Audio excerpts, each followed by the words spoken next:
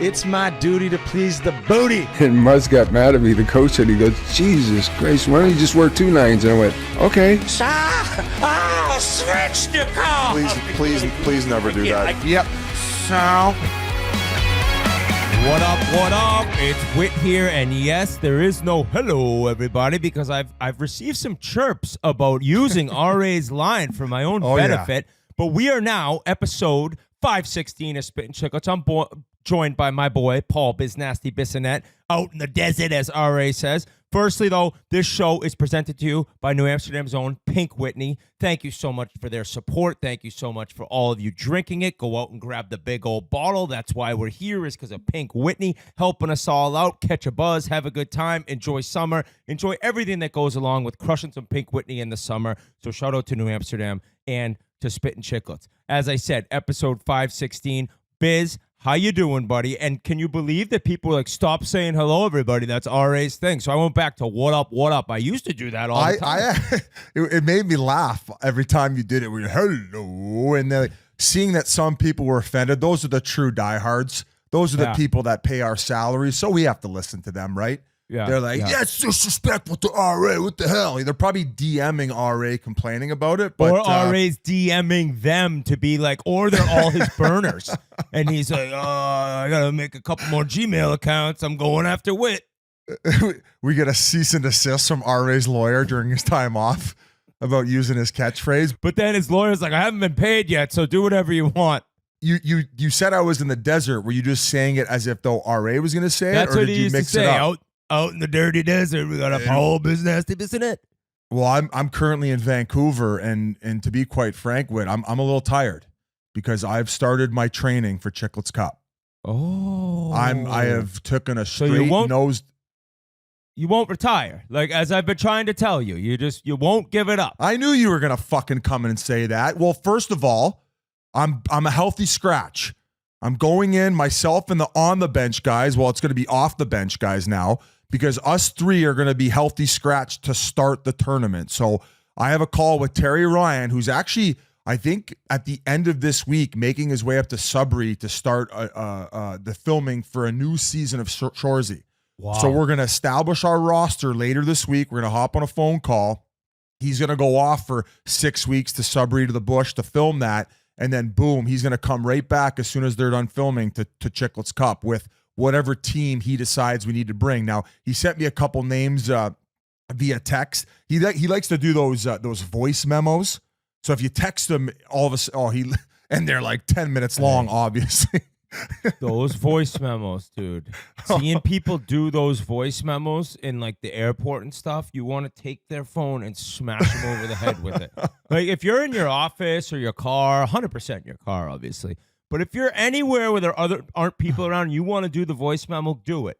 But if you're standing around others and you're speaking into your phone loudly or on speakerphone in a public setting, you're a scumbag.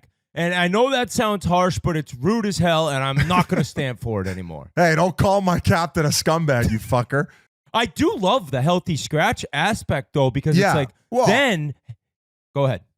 No, you're fired up, and I love this. You have a lot invested, too, to the point where you've quit our team, right? So now you're neutral. No. I'm still coaching. Oh, you are? Okay, I thought you said that you were handing in your coach's whistle after that disgusting performance we had in Buffalo, where we didn't even end up meeting the finals against Noseface. Christ, Noseface, his team didn't even get there. But to go back to the accountability aspect, now that I'm handing it full over reins to Terry Ryan, if we can't get the job done, then he's the only one to blame, and then maybe we look to change leadership. Now, as far as me being accountable and wanting to stay ready in case I go from healthy scratch where maybe there's an injury, maybe another guy is getting a little too banged up and shows up overweight, con man, maybe I get thrown in. So I started last week every single morning, 6.2 kilometers. Gross grind? Run. What? Gross grind? No, that I'm doing Monday to Fridays. I'm doing just flat out runs around the seawall, 6.2 kilometers. Wow. I've been what averaging is that in miles? 1.6 kilometers is a mile. So I'm probably running about 3.5 to 4 miles a day. Impressive. I don't know what the exact. So not bad to start out. My body, I feel like I got in a car accident. You know when you first get back into training? No, I and don't. You're just, oh, well. I remember back in the day, but it's been so long. But I got creatine, L-glutamine, whey protein, collagen. I went and picked up all the vitamins, magnesium, anything to help my old body recover from what I'm putting myself through. Now, you asked me about the grouse grind. I do it every Friday. So I'm going to be doing it once a week. I did it for the first time last Friday with a good buddy, Dan Mader of mine. We did it in 59 minutes. I broke the 1 hour mark. So if you're in the Vancouver area every Friday morning, let's fucking go do the grind. I'm even texting with Bedard to where he might come join me for a session. And then the pressure's on him because he has to beat you by at least like 5 minutes, I'd say, or else it's like a young NHL superstar. He can't be tying you. No offense, you're in amazing shape, but you're a washed up bum, and this is Connor Bedard. So if he were to meet you there and not beat you by a significant amount, I feel like it'd be a tough look for him. I feel like he'd be a disgrace if he didn't beat me by at least 10 minutes, given the size of his quads, the size of him too, because if you're a little smaller and lighter, it's to your benefit. Like I got to lug up 220 pounds. He's probably rocking a $195, maybe. Oh, I don't. Is he a $195? I don't know, man. He's got those Martin St. Louis legs going right now. Yeah, the Crosby St. Louis. You're right. The similar to mine. Did you see the clip or the Instagram? I don't remember even how old this is, but since the Sedins retired, they showed up 1 year. Like the Vancouver Canucks had their prospects there, and they did the grouse grind, and both Sedins dusted everyone. Every prospect, apparently. My understanding is the Sedins were getting it done in the mid-30s. I did it in 59 out of shape, but my understanding they were in the 35 to 38 minute range, which is fucking nuts, man. There's some guys though when I'm there doing it that are just bolting by, where I would assume that they're at least in the 45 to 40 minute range. I think the record for the grouse grind is 23 minutes. So you have to be running to obviously do it in 23 minutes, but you're basically doing a Stairmaster the entire time. It's probably even worse than a 45-degree angle. You're probably looking at about a 60 to 65-degree angle the entire way up. So you're just going straight glute, quad, every single muscle in your body from a lower half perspective is toast by the time you finish it. And not only am I doing the runs and the cardio in the morning, I'm doing weights in the evening. Now, your one gripe last time was, Biz, if you're going to be effective at ball hockey, you eventually have to pick up a stick before you show up to the tournament. And stick handle. I'm going to get the soup cans out there along the seawall. They got some basketball hoops where there's like a gravel area. I'm going to bring out the soup cans and go old school. Maybe start with the golf ball and then proceed to the heavier ball, maybe a lacrosse ball, and anything to soften up my mitts. And that I'll probably start that regimen late August. So I'm taking it very seriously. I know a lot of guys on our ball hockey team in the last few tournaments haven't. They think it's some drinking excursion, but not this year, because if we don't at least get to the finals, I'm pretty sure we're going to be the laughing stock of our own fucking ball hockey tournament. Again, and now quickly, Grinelli just chimed in here on the private chat we have. The Sedins once did the grouse grind 11 times in one day. So that seems pretty impressive based on what you're talking about. That's what he just wrote. Also, if I did, I would go in a cardiac arrest if I tried to do it 11 times in one. I bet you, my legs would seize up before I even got to 5 at this point. Well, I don't know why they would have done it 11 times in a day. That's just flexing. I mean, that's just showing like off. In a fight with my wife, and I'm not coming home.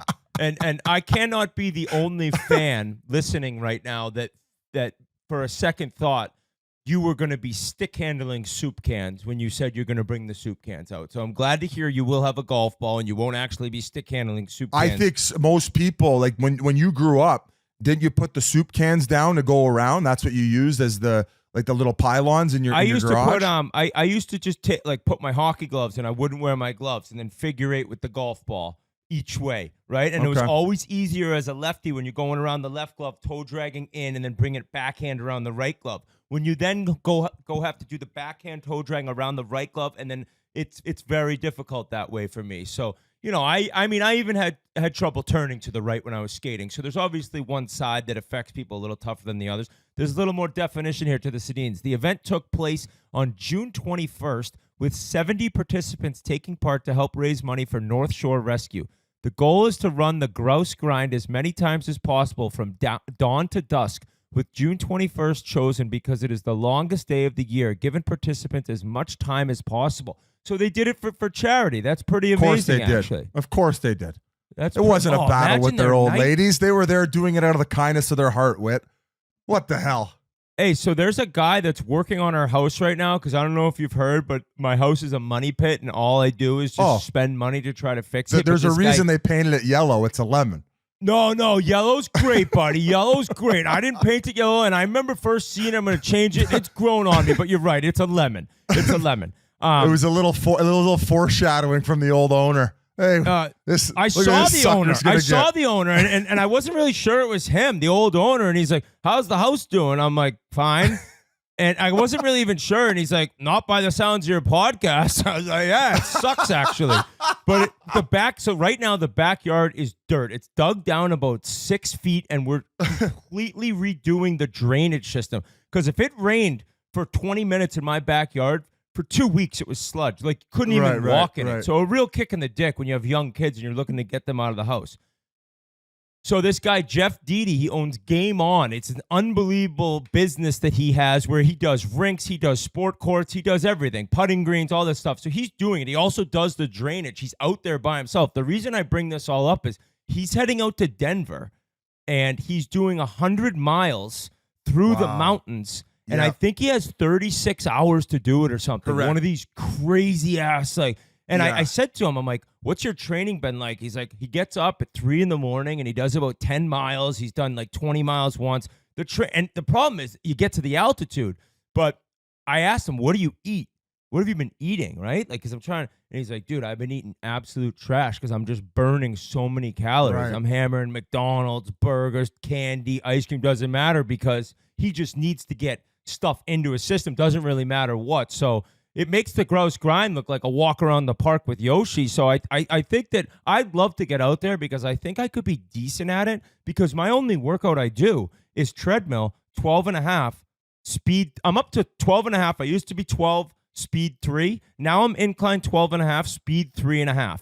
And I do 30 minutes. Would you ever think about maybe training? And I know you're doing it every day, but obviously not to this level. Would you ever consider going with a bunch of buddies and try to tackle, like, let's say K2 or Mount Everest? Like, would you ever do a trip like that?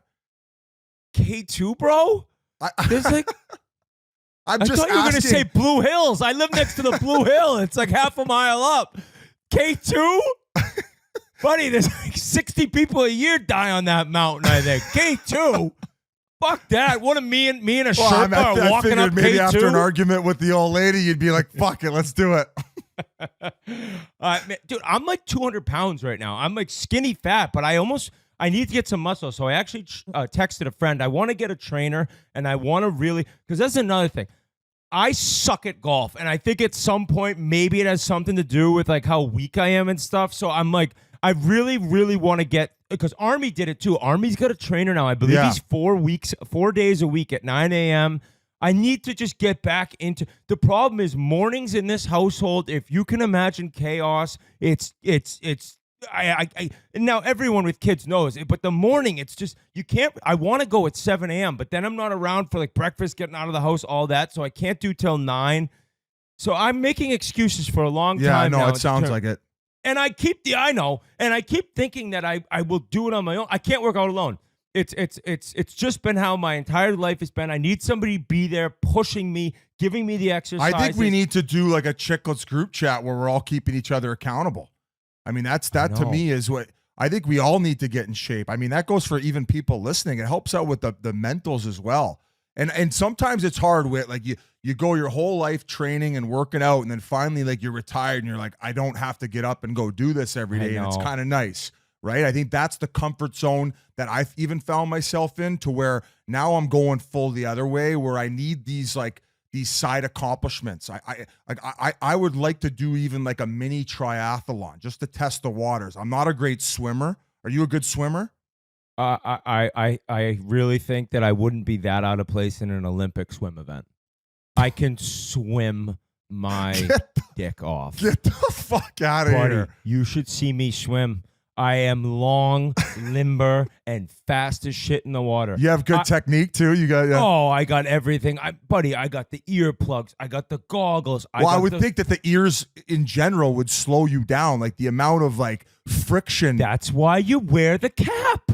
Okay, That's so why you're a you wear cap the guy. Cap is. Okay. You got to All right. cover up the balding fro I have, and you got to cover up the ears because we can't have these things slowing me down. Yeah. I mean, now the issue is like, it's the wind, right? Like swimming is very difficult. Swimming's an incredible workout. It really is. But I think if you just put me in the 100-meter, which is there and back after a dive, because I've been watching the Olympics. Speaking of the Olympics, the worst opening ceremony I can ever. I mean, Oh, I knew we were gonna to get have into all this. those people on those boats in that river. It was the first opening ceremony, not in a stadium. I mean, let's keep it in the stadium where you hear the noise and the crowd and one by one the groups coming in together. No, they're on these like rafts coming in. It's raining. That's not the Olympics' fault, but the whole idea was ridiculous. And then a lot of discussion on terms of like the extracurricular stuff. I think there was pictures of some guy and his balls were kind of hanging out. It looked like it was very odd situation, the opening ceremonies this year. Very Like, odd situation. I'm just here for the triple jump. Like I was like, yeah, I just want to see I Simone don't need Biles maybe a win on Smurfs the ball floor. bag, and I don't need a Smurfs ball bag on my television right now. It looked like Ace Ventura at the end when like Finkel is Einhorn, Einhorn is Finkel type thing. So that was a Yeah. little shocking to see. But swimming, yes, I can do. And obviously, folks, I'm exaggerating. I would stand out in the Olympics as being the worst guy, but I can swim, Biz. I would race you. There's probably nothing athletically I can beat you in besides golf. And even now in golf, I'm so bad. But swimming, I can dust you. I think I could would beat you love by to see this. I would love. I'm not a great swimmer, so I guess like my standard, if before I actually would try a triathlon, I at least got to keep up with you to some regard. I got no mobility, I got no range, and those little muscles that you need in order to swim. And you also have to keep your ass up close to the water. Now, since I don't have one. Pizza box ass. Since we're on the Olympic discussion, we talked about the opening ceremonies.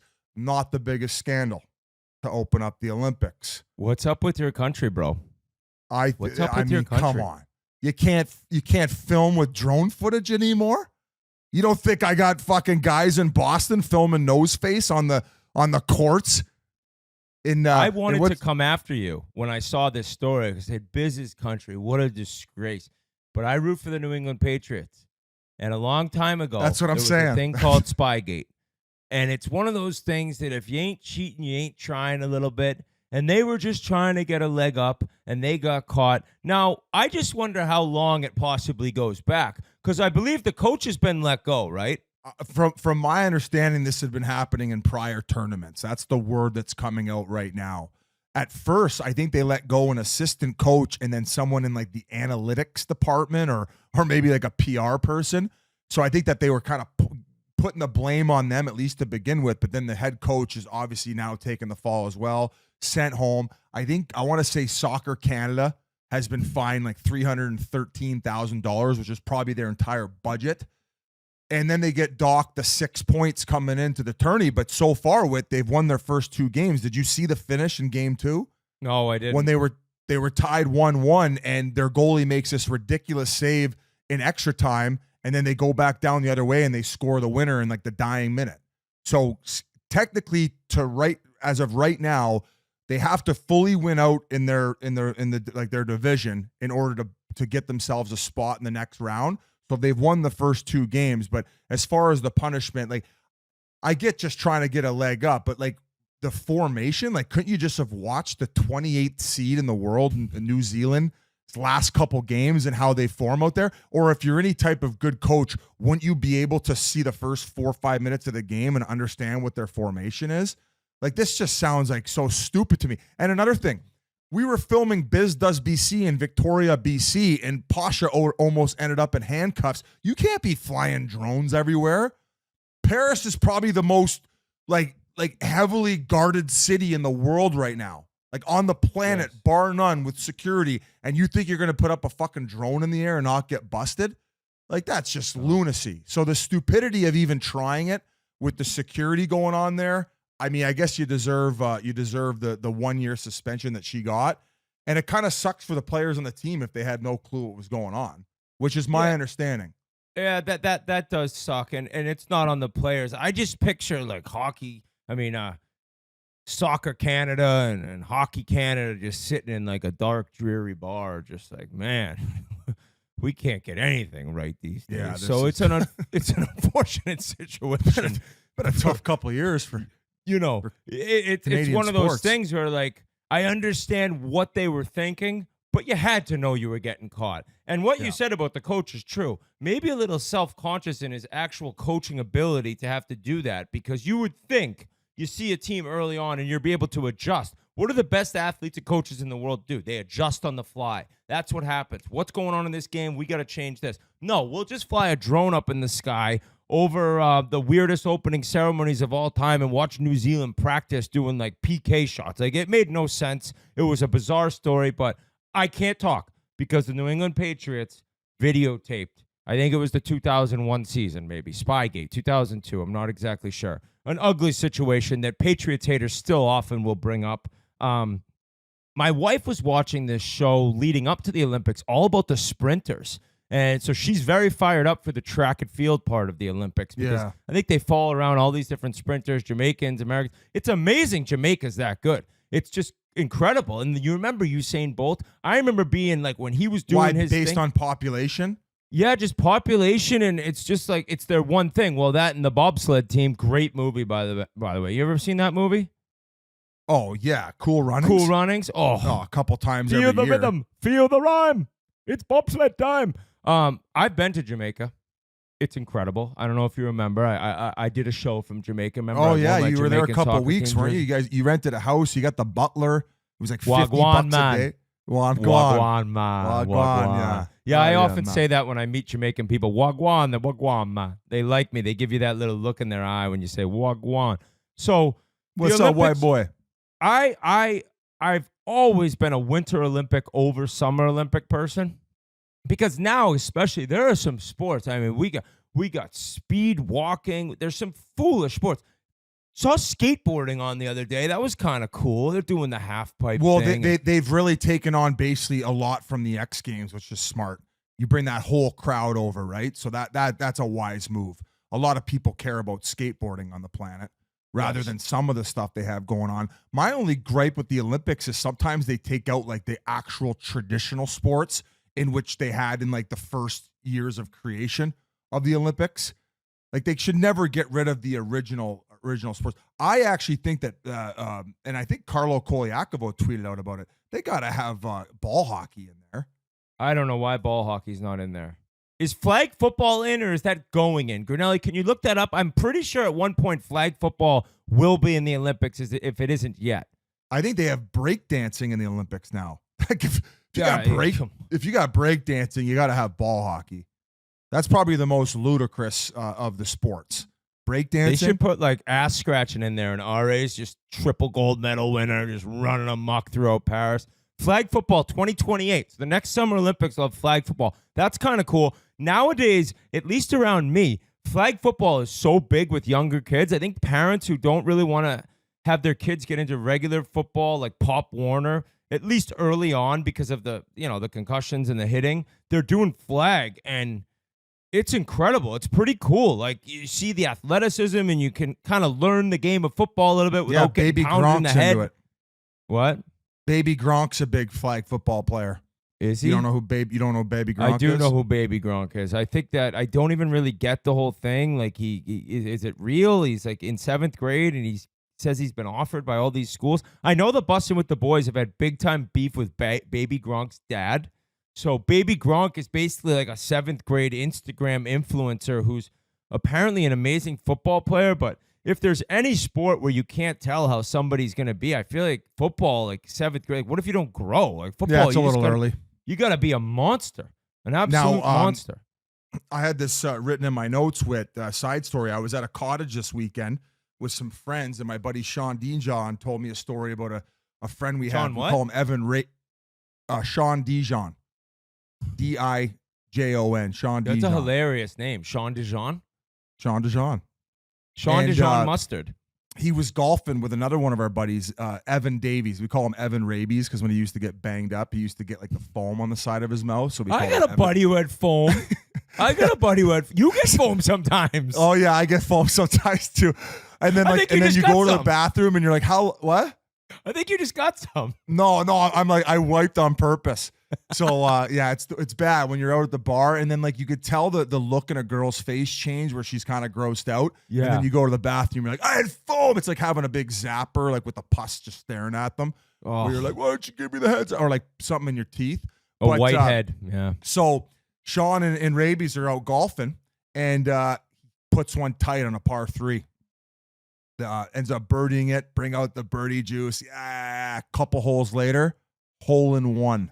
The birdie juice got him going. Evan Raby's first ever hole in fucking one. One of our buddies after slamming Pink Whitney. They all support me and they all like buy it and bring it on the golf course. So to hear that got the mojo swing going, how cool is that? Wow. He goes, Biz, we took a swig of it. We were celebrating the birdie, and then next thing you know, we're celebrating a hole in one. So Hole in one, man. What an experience that must be. well, you're never gonna get one. No, never. I was golfing last week, Biz, and after the 17th hole, me and my friend, we were down 1,100 to the two guys we were playing against. No. So on the 18th hole, we hog pressed them. That's what we call it, hog press, double or nothing. We tie the hole, we lose the 1,100. We lose the hole, we lose 2,200. We win the hole, we're even.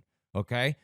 I go out there, I hit the fairway. Another guy, my buddy Bisco, hits the fairway. He hits a good shot.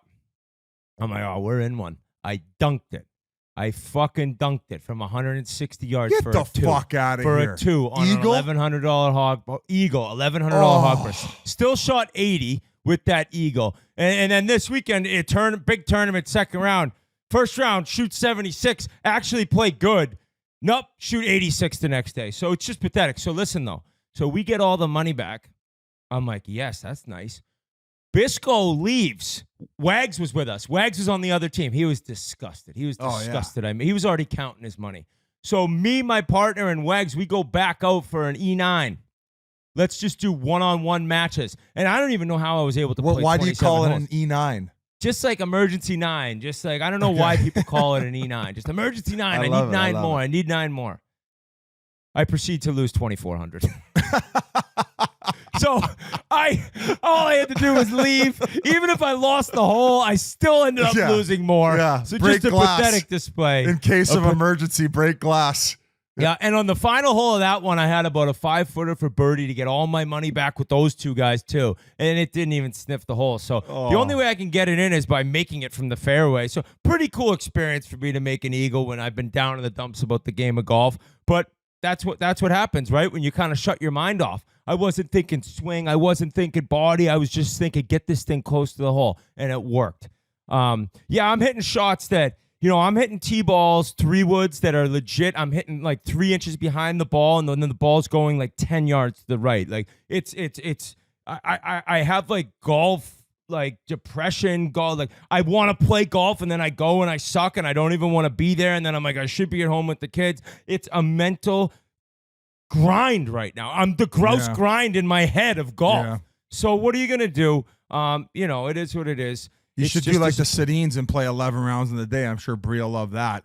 But hey, speaking of golf, we talked about it last podcast. Spittin Chiclets YouTube channel, August 22nd.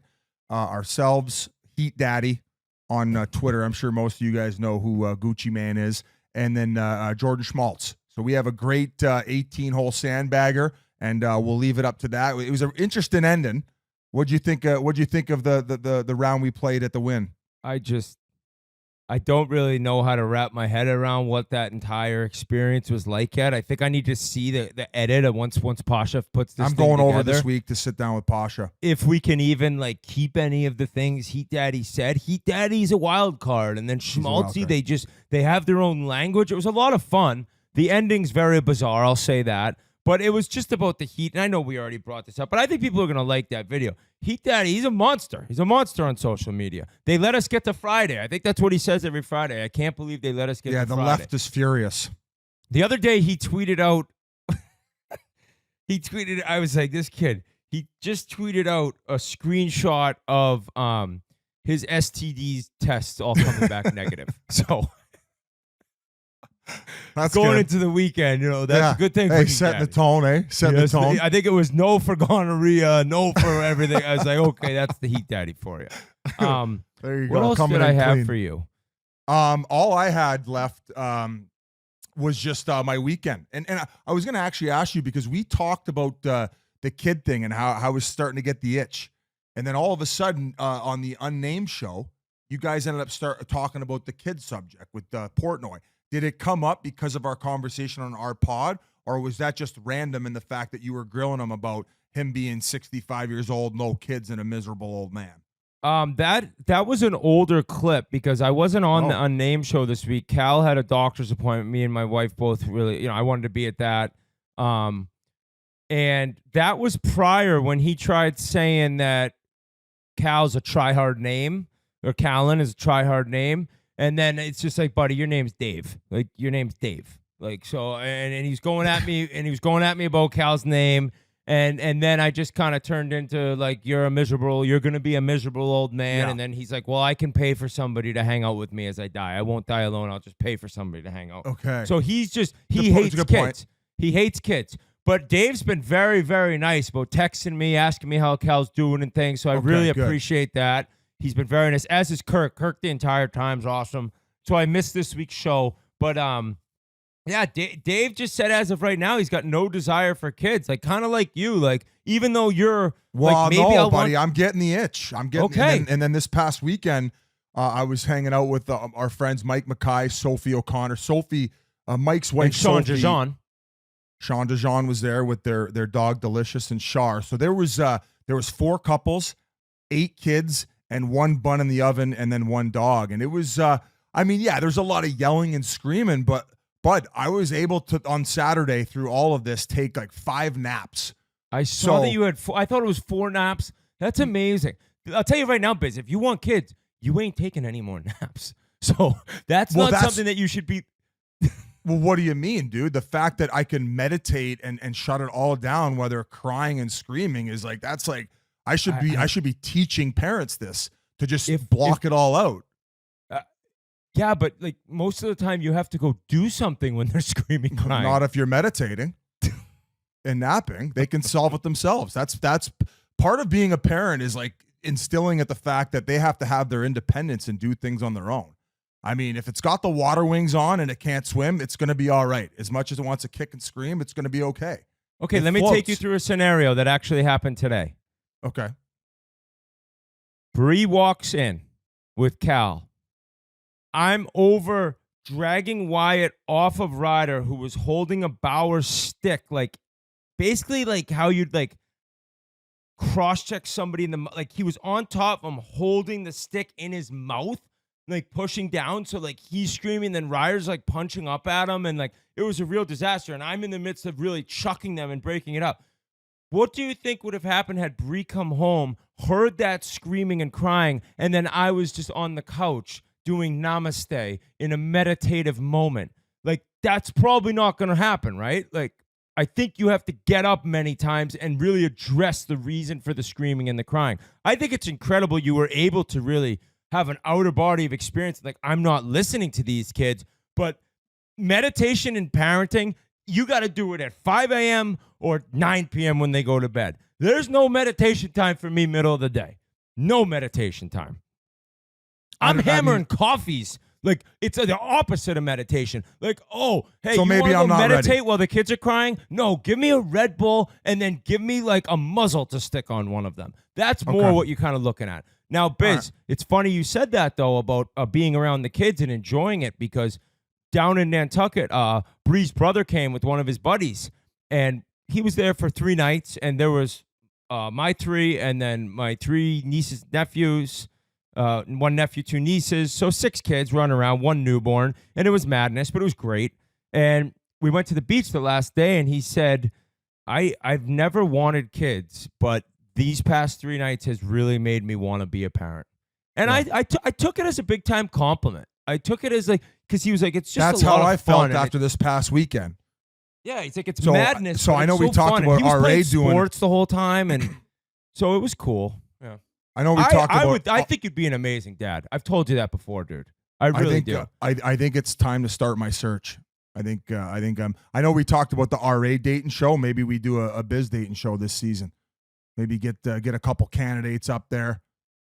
I mean, No, how many of those women do you think are looking to get in there and meet you to have your babies, as opposed to just like live the life of luxury and travel and superstardom that comes with being with you, right? Like I feel like girls on dating shows, they're maybe at times looking for a husband and a family, but a lot of them are looking to maybe up their Instagram numbers Yeah. and become a little bit more famous, and then just probably get pounded out by the guy. well, that's the magic of the search, right? You have to see through that, and that's what the cameras will tell you, and ultimately spending time with these ladies. So enough of that.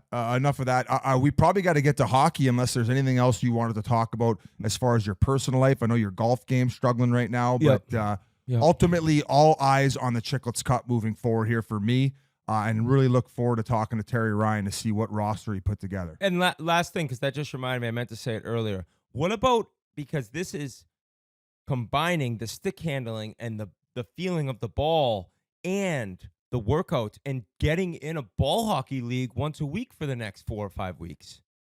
I'd rather just enjoy my downtime a little more. Okay, Maybe okay. we could arrange a street game, like tweet out the address and get a few going. I don't know if there's any organized leagues going on right now in Vancouver in the summer. Now that we've mentioned on the pod, I'm sure somebody will reach out, but that's probably not a bad idea. Just a couple warm-up exhibition games, get used to the ball, get used to the in-game action, elevating my heart rate from a shift standpoint as opposed to just strictly cardio. The interval training will begin at some point, but just not right now. I'm getting my base. So I appreciate you looking out. I'm still on the sauce, but September 1, done. Done. September 1, I'm done again. I'm taking the full 10 months, and maybe even beyond that, because maybe next summer we do Everest together. I don't think I'm going to talk you into that one. Hockey news, Whit. I didn't think I had anything else. Yes, hockey news. The big news, I would say, well, there's a bunch of big news, but I guess we can start off with the Edmonton Oilers announcing that Stan Bowman is the new general manager of the Edmonton Oilers and their cup aspirations. And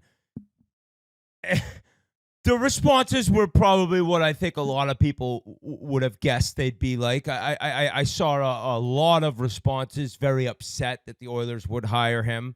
After Gary Bettman announced that Joel Quenneville and Stan Bowman were allowed to be a part of the NHL again as a GM and a coach or whatever they want to do, you knew that they'd both be hired.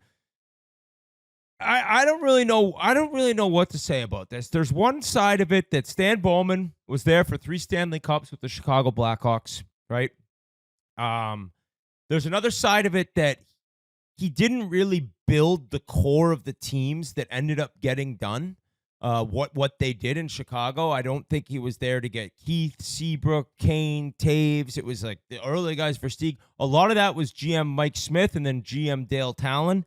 And many Blackhawks fans will tell you that Stan Bowman was the reason that it all fell apart as quick as it did. Not as quick as it did. I think every GM makes some bad moves, but they're like, I mean, what would you say the most notable one was? Panarin, probably.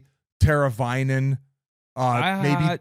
Teravainen was very bad. You can't criticize the length and term of deals in which the big boys got. Like, I don't want to hear about that. I don't want to hear about how the last 3 years of the Seabrook deal, blah, blah, blah. 3 Stanley Cups. We ain't talking about the bad contracts. We're probably talking about the bad trades. I would say that right up there was Philip Deneau. Trading Philip Deneau was a little crazy for me. In what he's turned out to be, like such a good, I guess, second or third line center, but an awesome shutdown center who can produce points and be great in the playoffs. That's one you look at. He traded Nick Leddy. That was also kind of bizarre. He traded a ton for Seth Jones, and Seth Jones, I think at times gets questioned for what he makes and what type of defenseman he is in the league. I believe the trade for Seth Jones, he gave up the first-round pick in 2022 that turned into that Juracek that Columbus picked, that defenseman who's supposed to be an absolute stud, even though he was pissed this year. He was in the minors. I don't know if you remember that. So I there's something to be said, though, that he was a part of those. I think it was Panarin for Saad was the other one. Was it Panarin for Saad? Yeah, that's a tough one. Yeah. Ugh.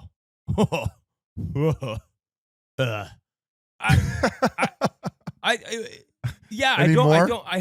haven't spoken. I haven't spoken to anyone in Edmonton that has really told me like how it went down. I don't know if Jeff Jackson and Stan Bowman are close and why they ended up hiring him. I was surprised. I'll say that with all the amazing young talent out in the league, and there is something like there. It's a fraternity. You become a GM once, and you're getting another job as a GM, it seems like no matter what. Like, we've talked about new coaches coming in. We've talked about how they recycle coaches, but GMs, it's even crazier. I mean, like Chiarelli was in Boston, recycled to Edmonton, didn't do a good job, see you later. Like, just like that type of pattern. Yeah, like Dubas in Toronto, like, yeah, the teams were good, but they couldn't get out of the first round, and now he makes $7.5 million for 7 years on the Penguins. It's just like, it's a fraternity where you do it once, and then all of a sudden you're in. So I don't know if they looked at it like, we have a team that we know can win the Stanley Cup, and this guy's won Stanley Final Cups. Pieces, yeah. Yeah, so it's gonna be a storyline to see how it plays out. But I mean, they also did a lot of awesome damage before they at least announced that they'd hired him. I would assume that that none of those decisions that were made as far as like bringing in Skinner and who they brought in, re-signing like the Holloways, whatever, the 5 guys they ended up bringing back and or signing from free agency, I would assume that was, so like right now it's kind of like just kind of like watch the team until the deadline and then know what final pieces to add. Yeah. Maybe that's what they're kind of looking towards. As far as the hire, I guess I was a little surprised when I initially heard that it was going to go down, but given that winning pedigree and everything you talked about, that's probably the reason as to why they did it. As far as how everything went down in Chicago, I wasn't in the rooms during these meetings, right? So I don't know who is actually to blame for the fact that all that Kyle Beach stuff wasn't addressed right away. It seems as if he has taken the initiative to take responsibility for it. He has worked with the league on how to rehabilitate and learn from this to eventually be reinstated. Also, my understanding is he's had long, drawn-out conversations with Kyle Beach, and it seems as if though Kyle Beach has essentially given it his blessing, where he's like, everybody is going to have to move on, but it's more the recognizing, what the mistake was. And once you recognize it and work on it, then you should be able to continue to do what you love, I guess, as extra, right? Based on what had happened. So to me, like, if Kyle Beach is okay with it and giving his blessing, I'm not saying this isn't something that has scarred him for the rest of his life. But if the fact that he can give it his blessing, I would imagine that everybody else who is passionate about this can maybe back off from it at this point. Like, I know that they had a petition going where 5,000 people signed where they want the resignation of Stan Bowman, blah, blah, people, but the tiki torch is out. But I think it seems like it's time where everybody has healed enough to where the reinstatement process can occur. I don't know what this means for Quenneville now. I would assume that if now Bowman has been reinstated, if Quenneville wants to, and maybe he already has, take the same process that Stan Bowman has, because it seems as if though that's the case.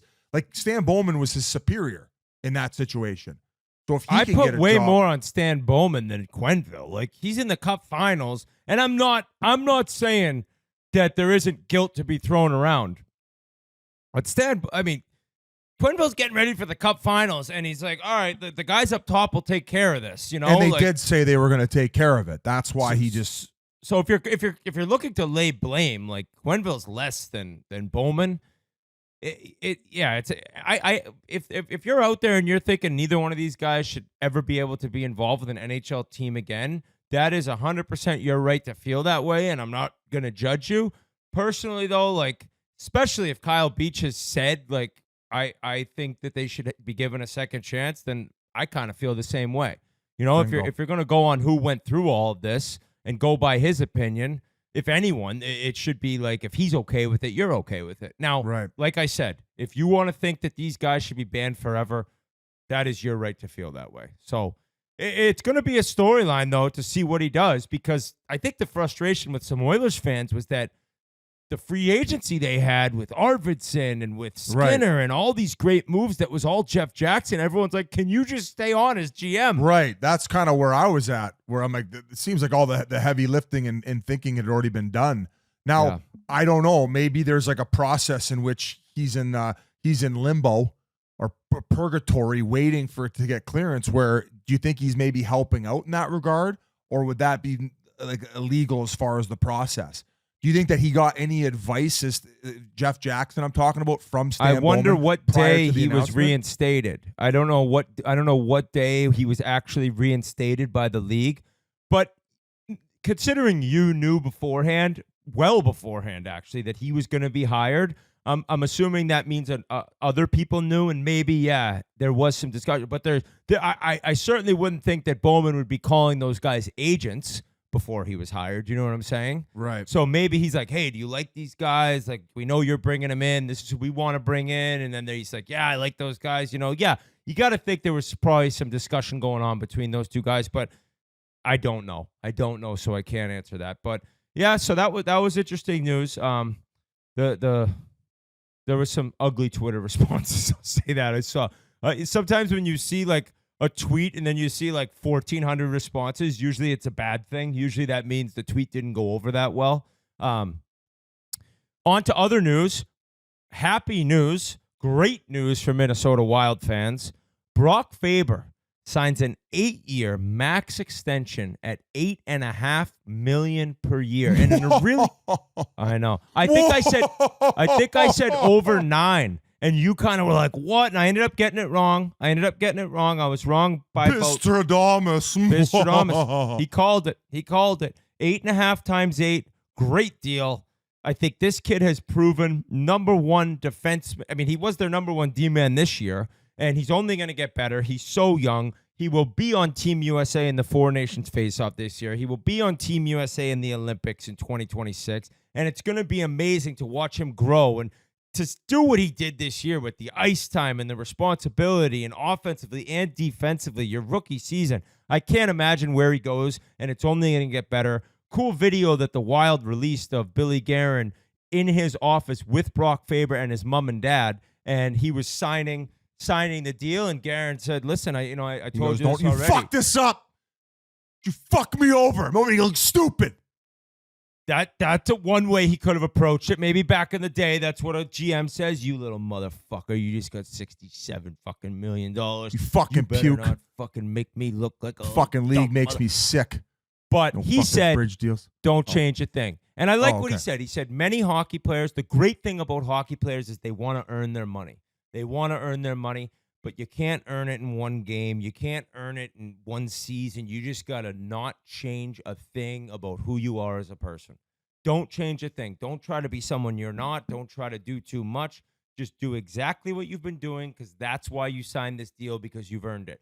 And just seeing his parents, kind of similar to seeing the parents of the Olympians in the events I've watched, and just thinking back to when they're youngsters and their dreams and aspirations, and then sitting there and watching your son become generationally wealthy, and that kid's grandkids are set for life now if he's smart with his money, and to know that he earned this. Like, if you're looking at your son, or you're thinking like, this was all his hard work. And yes, parents have so much to do with it. The rides to the rink, the driving, everything, the support system that you have to be. But knowing that there was nights that kid just skated at the outdoor arena or shot pucks in the basement and constantly was focused on one singular goal that just came true with a lifelong 8-year deal with life-changing money. What a cool little video to see. And I'm very happy for Brock Faber, because Well said, Whit. I think with Zeev Buyem coming and Brock Faber there and Spurgeon as captain, once cap hell ends and Kaprizov locked up and all these pieces with a great fan base, it's a great time to root for the Minnesota Wild. It really is. Well said, Whit. Yeah, and like just from interviewing a lot of these young players now, so beyond his years. We had the pleasure to sit down with him. We interviewed him over Zoom probably about 4 to 6 weeks ago. And it was part of the summer plan to release him. And when we found out he signed, it was obviously a no-brainer. And you guys can listen to that right now coming up. I think we sat down with him for about 40 minutes. So hope you enjoy the interview. An awesome, calm, cool, and collected kid with a lot of money coming his way in the near future. Brock Faber. Enjoy. Well, it's a pleasure to bring on one of the league's terrific young defensemen. This Minnesota native was taken 45th overall at the 2020 draft. He won gold at the World Juniors in 2021, played for Team USA at the 2022 Olympics, and he went pro after 3 years at the University of Minnesota. He just completed his rookie year with the Wild, where he led NHL rookies in ice time, tied for the most assists, and tied for the second most points, and also led the Wild defenseman in goals, assists, points, and ice time. It's great to welcome to the Spittin Chiclets podcast, Brock Faber. Congrats on Let's the go! Oh, here we go. Here we go. Glad to be here, Minnesota is boys. going fucking bananas right now. Wild fans. I saw you bro. sent out that tweet about like questions for him. There's about 600 replies. I'm like, Jesus Christ, they love the local boy. Yeah, we're fired up back here. We're fired up. Maple Grove. Maple Grove native. Yes, born and raised. Born and raised. You played the last 2 months with fractured ribs, Billy G just told the world. Yeah. Kudos to you for doing that. Like, how much pain were you and how hard was it to get up every night? Take us through that whole thing. Yeah, it was off of back-to-back. It was the night after we played Vancouver when we beat them 10-7. That game was nuts. We played Winnipeg the next day, I think, Monday. I could have this all wrong. It's all blurred, but It's perfect for this show. I think it was the next day after. I just got hit weird, and I knew something was up, but I don't know. And we were on a road trip from then on, so we went to, I think, Edmonton, Seattle. It was a long one. And then ended up getting an MRI when I got back home, and that's, 2 fractured That might ribs. bump you up to the top of the Calder voting. I don't have a vote. I actually rescinded my vote, but Whit, you do. Now, would you take him over Bedard, knowing that he played the last 2 months with broken ribs when Bedard had a broken jaw and he sat out a couple weeks? No, I mean, I got to shoot people straight. I think a lot of other years you win it. I voted for Bedard. I mean, you're going to make a ton of money. You're probably going to be in a lot of all-star games, but I went with Bedard. You were my number 2. But I was actually going to ask you about this season in that, do you think it helped as much as I kind of thought it might that you played the games last year? You hopped in, got the couple regular season, and then 6 games in the playoffs, I was like, holy shit, this kid, he's not being shielded on his minutes. He's playing a lot, playing great. Like, going into this year, that must have helped you kind of be at ease with the locker room and the guys and and just the NHL pace, right? Absolutely did. I mean, it was the playoffs is a whole new beast, obviously. And, after the college season, it was, 2 games and I was told I was in for playoffs. So it was just, that was a huge jump. That was hard. I mean, I wasn't, perfect. A lot of people saw some nice plays I made, but there's definitely plenty of questionable ones too. But and then just like getting to know the guys and like being able to like spend the end of the year party with them and spend the summer with them and train with them, like that helped me a ton for sure. Getting to know the guys, having fun with them, getting to know them off the ice, and then obviously, like I said, train with them and get better with them on. So. Well, you kind of referenced it, so I'll go back. Like, you ended up playing in the national championship game. Unfortunately, you guys lost, 10 seconds into the overtime? Yeah. And it was kind of a whirlwind because I watched this behind-the-scenes documentary they did on you with the Wild, and you're very emotional on the ice after, and then you go talk to your parents after the game, and then you said, I'll see you Monday, which you probably already gotten word that you were going to get called up. So just talk about that 48 hours and quickly ending your college career on maybe a downside, and then whirlwind into experiencing one of the greatest things you have, and which is your first NHL game. Right. Yeah, no, that was the worst. It was I had known before the weekend, but I honestly could have cared less at the time. Like, it was fucking go for national championship. That's the only thing I cared about. So yeah, it was, I hadn't talked to my parents. I hadn't talked to none of my buddies, nothing. It was, ended up losing obviously. And then it was, went up and saw him and it was brutal, obviously. And I just told him that, Monday's the night in Chicago. So, I mean, I say it all the time. I've had 1,000 interviews on that national championship game, but it's, pretty lucky kid if that's the worst thing I've ever gone through in my entire life. So, you know, try and look back on it, think of the good times, not that time. So I got to ask you because, and this is a way lesser scale, obviously. I left after my junior year right away. I went to the AHL, and they were getting ready for the playoffs, and I was kind of like, oh, I don't know if I'll be in the lineup. So for you, you must have been like, I'm going to get my game Monday against the Blackhawks, but you must have had no idea you're going to play such a big role once the first round started. Yeah, no, not at all. Right. It was like, I knew, the way I played the game, and I knew, kind of, in the past, I'd, been able to be able to step into roles that, weren't really expected of me. But, at that certain time, it was, I thought I was just going to get the little taste and it was going to be done from there, because they already knew they were in playoffs. So it was, basically they were shut it down a little bit to get till game one. So, I ended up playing one Chicago, scratched the next game, and then played one in Nashville. And then, found out the day before game one. So I, call my buddies, call my parents, get tickets lined up, the whole deal. So That's awesome. when you got scratched, was it just almost to kind of just give you a little minute after that first game? Like, did they bring that up when you got scratched? In that?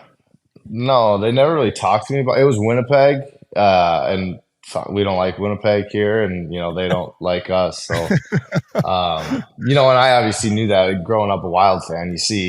I watched every Winnipeg game, that I could remember. So it was. I think I don't really know the thought process behind it, but it was a pretty crazy game. I think tensions were high. So I took that one off and back in Nashville the next night. You're obviously extremely hockey focused, and I would say kind of a phenom coming up. You played under 17, under 18, Olympics already, kind of gave the full rundown. But from that playoff experience, what did you have to do in the summer in order to prepare yourself to have the year that you had? Because I don't think anybody expected the jump in what you were able to provide. And there was a few injuries on the back end this year for the Wild. I want to say both Brodin and Spurgeon had got injured. Yeah. So all of a sudden you're like the 1A guy, and you fucking crushed it, kid. Yeah, thank you. Yeah, no, again, like those two are fucking awesome. Like those two are guys that I've looked up to, and the way they play the game, I think is similar to how I want to play the game. They both skate so well.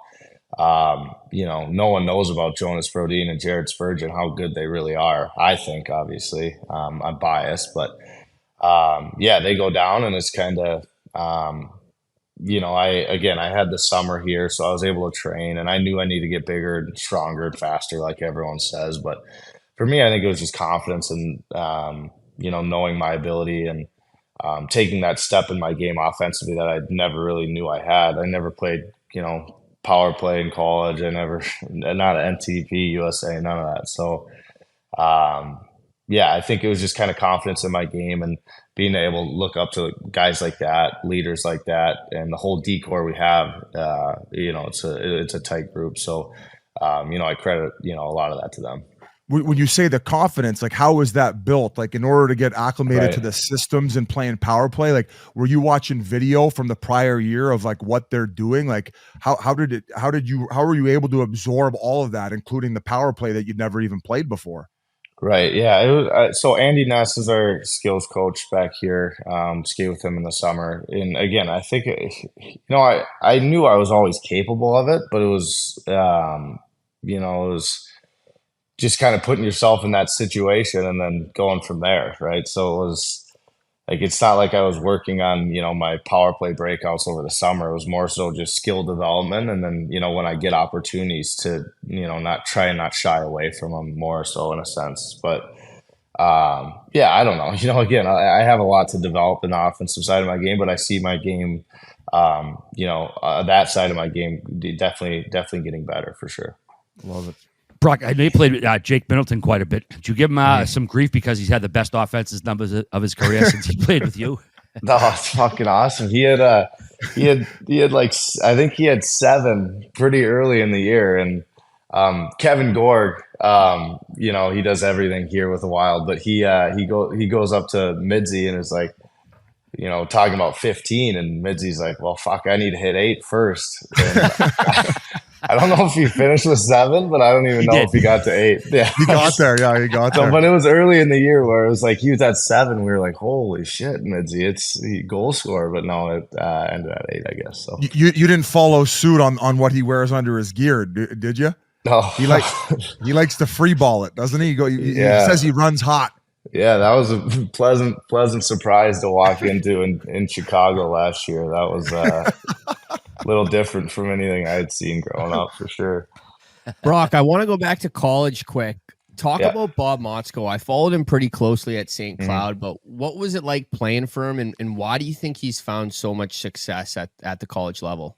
And why did half the people ask me why you didn't start in the national championship game in overtime? I know. I got about It's- 25 messages All right, about well- the coach not starting you. I'll answer that one first because it's so dumb, right? Because you match up. You're at a level where you match up with guys, certain lines, certain pairings. We were playing that way the whole game. We were playing that way the whole year. I wouldn't have started if it was game 1 of the year or the last game of the year. It didn't Okay. make a difference. It was a matchup thing. So All right, he's off the hot seat. I see that all the time, and it's just it fires me up enough. But and then Mott's obviously he's awesome. He's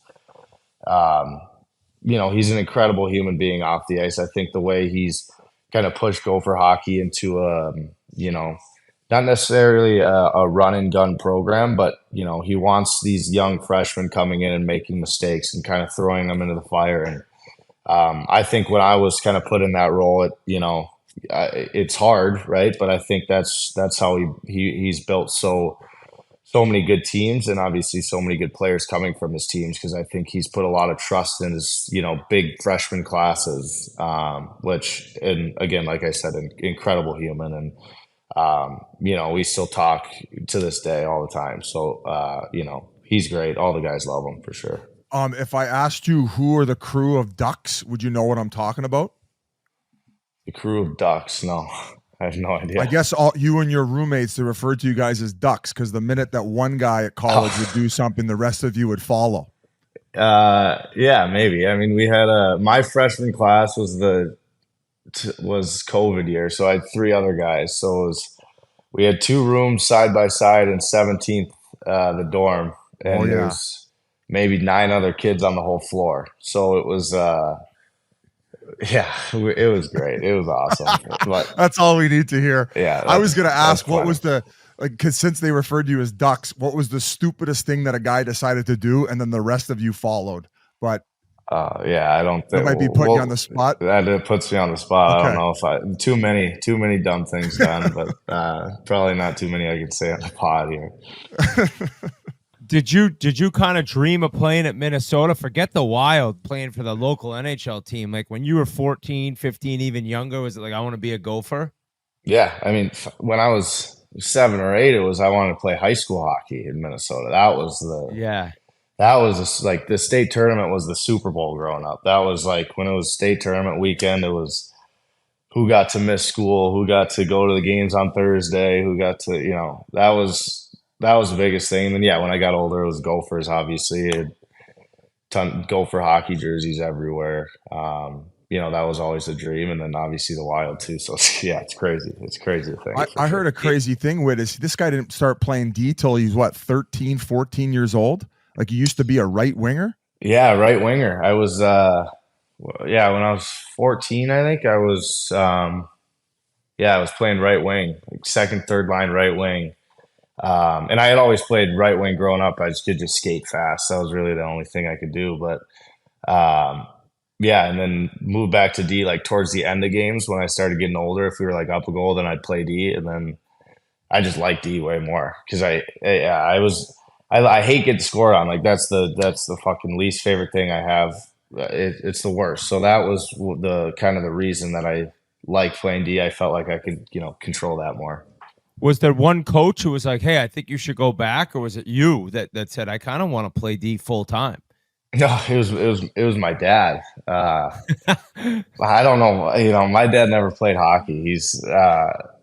But he was just telling me I'm a defenseman. He would always say it. And yeah, for a time there, I didn't want it, but then I started to agree with them. And then, yeah, a few coaches too. But it was actually my dad, I think, for the most part. Him and a coach named Curtis Janicki, they had this, master plan, I guess. So, Oh, that worked out okay. I yes, actually it did the same thing.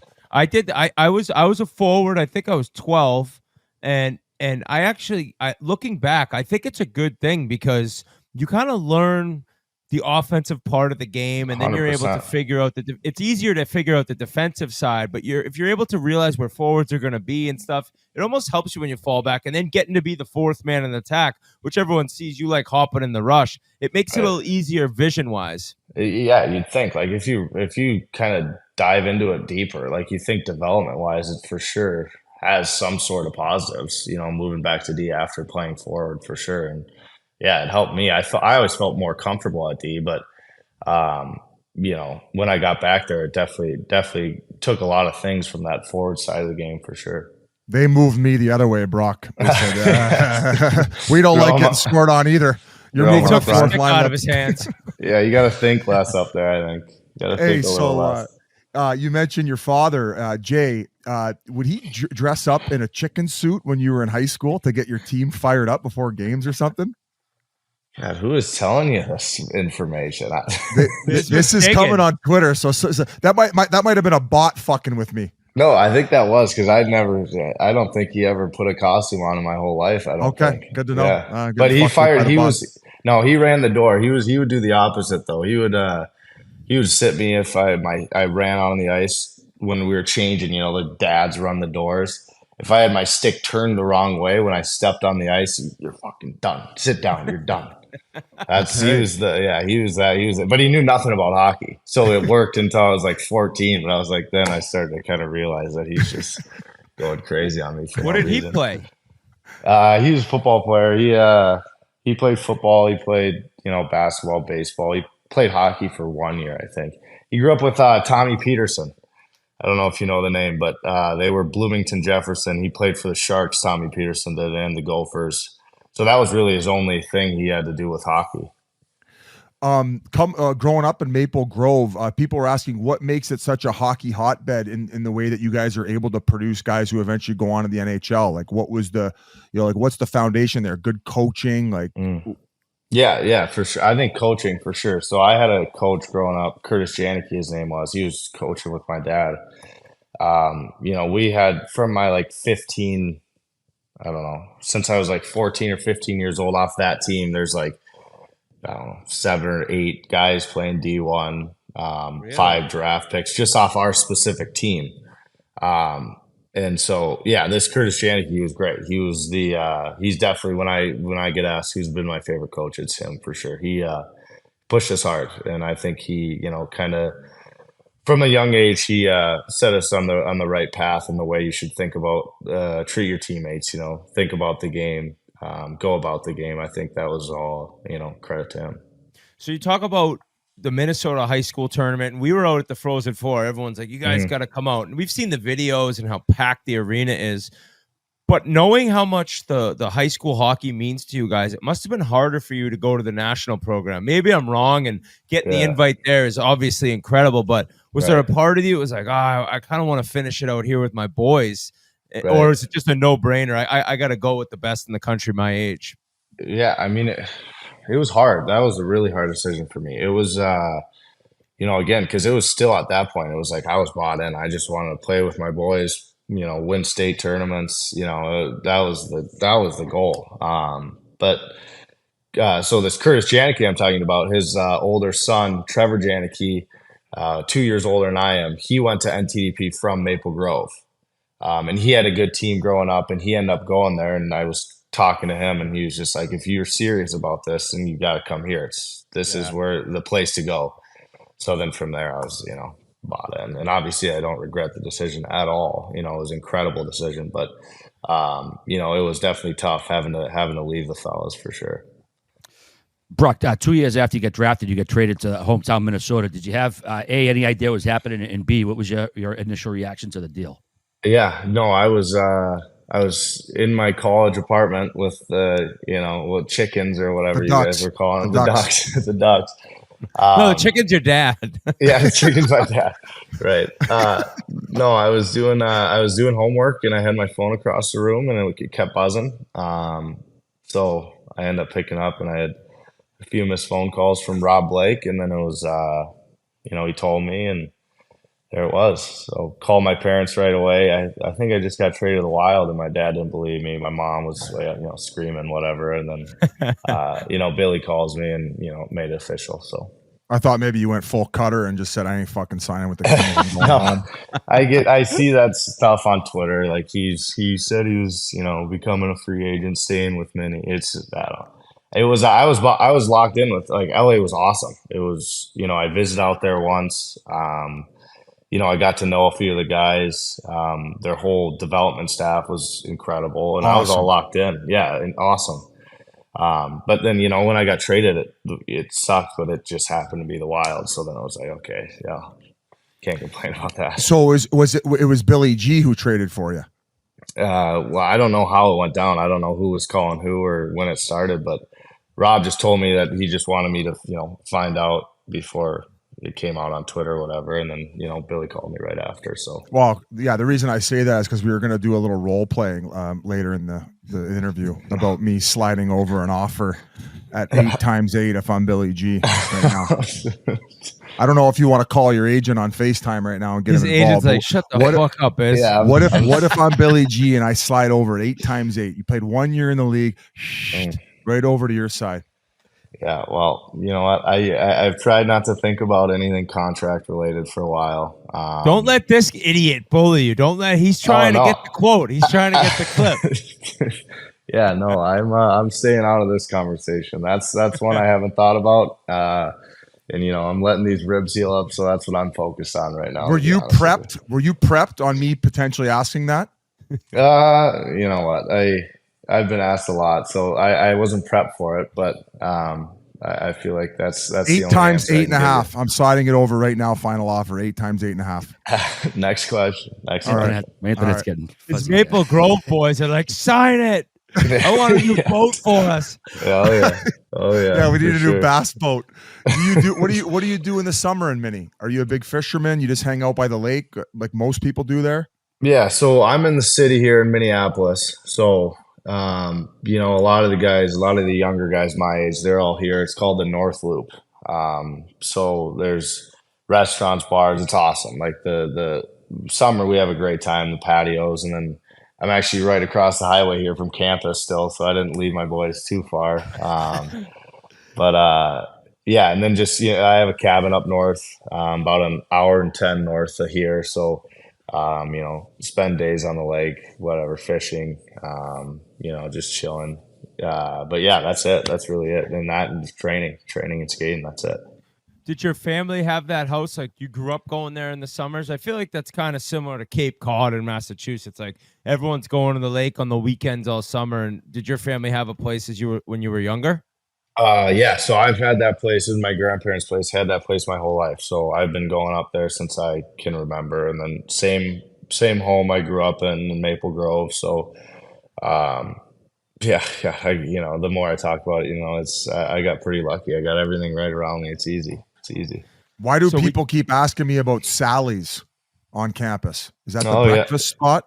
No, that's a bar. Yeah, that's one of the two main big bars that we would go to were the College Club and Sally's. So we talked a lot about Flurry throughout this season, thinking it might have been his last year, and I told some different stories throughout the years of this podcast, and I figure he had to have pranked you, a young rookie coming in, hot shot. Like, he must have got you at least once. No, he didn't, and wow. I get asked that all the time. But it's the same. I don't think he doesn't go out of his way to start it. I think for the most part, from what I've seen, I think if someone tries to get him or does anything wrong to him, then it's go time. Then it's he gets it done. But yeah, no, he didn't touch me once this year. And the more I talk about it, the more scared I get he's gonna do something. He's gonna wait till like his final week next season. I know. It's so you guys are putting ideas in his head. I think now that you said that, you've opened a whole can of worms. Oh, actually. for sure. It's gonna be a whole big deal now, and it's gonna. I was. Were you there when? Sorry, Biz. Were you there when he got Duhaime? I didn't. Oh, I'm not gonna say who and who did. Oh, yeah, you did. He spilled the I think beans. the flowers on the hood of the car might have given it away. Or was it yeah. a decoy? Well, no, it was no. I mean, it was. I was just when we were on the bus, we were discussing. It was stupid of Duhame. He comes to Minnesota. They play us first time he's back here, and he doesn't. We fucking play in Colorado 2 weeks later, and he messes up Flowers' car with whatever toilet paper or whatever it was. So he was asking for it, but I think we're starting to think that he just likes kind of being in the spotlight with Flower. Feels good to him, but no, yeah, it was definitely dumb on his part. So he's a clout chaser, is what you're saying. I'm not. However you want to take that, you can. So Wild fans are psycho, and they love Kirill the Thrill. What's the most Russian thing about Kirill the Thrill? Oh gosh. Well, on the ice, I'd say just his style, right? He's got the old helmet. He's got the weird looking pants with kind of like it falling apart pants, the skates with no tongues on them. It's like, if you looked at him like, yeah, that guy's a Russian. That guy is, but I mean, he's great and everyone loves him. And off the ice though, I don't know. I don't know if I could think of one on the spot for you here. All right. Brock, I know you had two different coaches, Dean Everson and John Hines. Did your role change at all, or did each guy kind of keep you doing the same thing when there was a switchover? Yeah, it was pretty similar. It was different injuries at different times of the year. So whether I was playing a little bit more or playing a little bit less, I think, but for the most part, it stayed pretty similar. I mean, did you know you're going to be playing close to 25 minutes a game this year? Did they give you a heads up, or did it just sort of work out that way?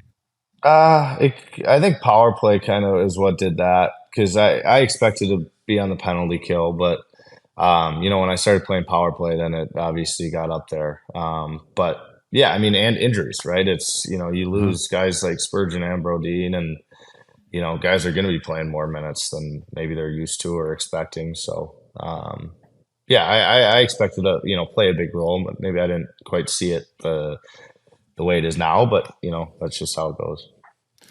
From a national team perspective, like you went and lived in Ann Arbor. Like, did you go away for a few years? Yeah. So I was, it was when I was at NTDP, there was the Plymouth and Northville. Plymouth, Michigan is the new USA Hockey Arena. So it was, I was in Northville, and the 2 years, Northville and Plymouth. So did you ever get homesick at all? Like, how was it adapting to that lifestyle and kind of moving away from home and not being in Maple Grove? Yeah. So I was actually, when I decided to leave, I was committed to Notre Dame, for college. And that's because of that Curtis Janicki. He was a Notre Dame alum. The older Trevor, we got like 4 guys off my team that was at Notre Dame right now. So it was like it was kind of just like from a young age, that's what I wanted. But then when I left home, I called my mom and I was like, Mom, I don't know how to tell Dad this, but I want to play for the Gophers. I want to come home. And then that had a lot to do with the homesickness for sure. Brock, so I do this series called Chiclets University where we visit different schools across the country, check out their facilities, their locker rooms, all that. Outside of Minnesota, who would you say has the best barn in the Big Ten? Or and where is the toughest place to play in the Big Ten outside of Minnesota? Gosh, it was a little different this year. But in the Big Ten, it was always, when my 3 years I was there, it was Michigan was also a big team. They had, the Luke Hughes, and then they had Power and Beniers. So we would always battle it out. So it was fun going there. It's actually my least favorite rink in the Big Ten is Yost, though. But then when we go to Wisconsin, it was like we get a big, Minnesota versus Wisconsin, we get a big crowd. So that was always fun. But I'm pretty biased. I think ours is the best by quite a bit. Do you watch that college series that G's doing? He's done this some pretty awesome schools. Yeah, I've seen clips on it for sure. And then obviously Nodak, right? It's Nodak's wild. It's ridiculous. I didn't realize how much the North Dakota fans hate Minnesota people. it's Anywhere we went, the first thing they said was "Go Sioux," and then immediately "Fuck the Gophers." Oh yeah. No, it's the greatest rivalry, man. It is. Have you been to like a Nodak Gopher game at either Barns? No. That's Next something year you we gotta want do. it. Well, next year they don't even play. It's insane. I know, but those were always the funnest games. We played them twice at home. And then I played them twice my sophomore year their place, and it was fucking awesome. If you were talking to a 15-year-old kid right now and you had to pitch him on, and he's deciding, he's got OHL offers, he's got WHL offers, and he's got NCAA offers, what would you say to him to take the NCAA route? Or even taking a step back, would you even tell him to take that NCAA route? Yeah, well, 100% I would. And it's different, right? It's like there's plenty of positives of both. You're playing 30, low 40s, high 30 games in college the whole year. So, I think that obviously maybe hinders, the way people look at the college hockey game if you're an NHL scout or whatever. But, I think the competition is incredible. If you're going to a school like the University of Minnesota, you're playing first round picks every night. You're playing guys that are then third liners that are 25 years old, that are physically so much more mature than you.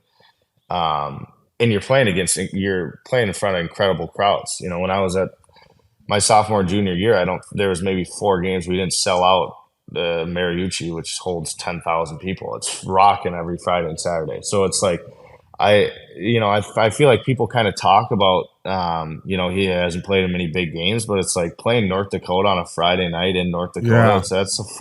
That's the National League. Yeah. That's a big physical, real playoff style hockey game. Regular season game. That's probably louder than most NHL barns. 100% it is. That was the loudest game I ever played was when we were at home in Mariucci. The rink holds 10,000. There was like 1250 there or something crazy. And it was the loudest I'd ever heard the place ever. It was incredible.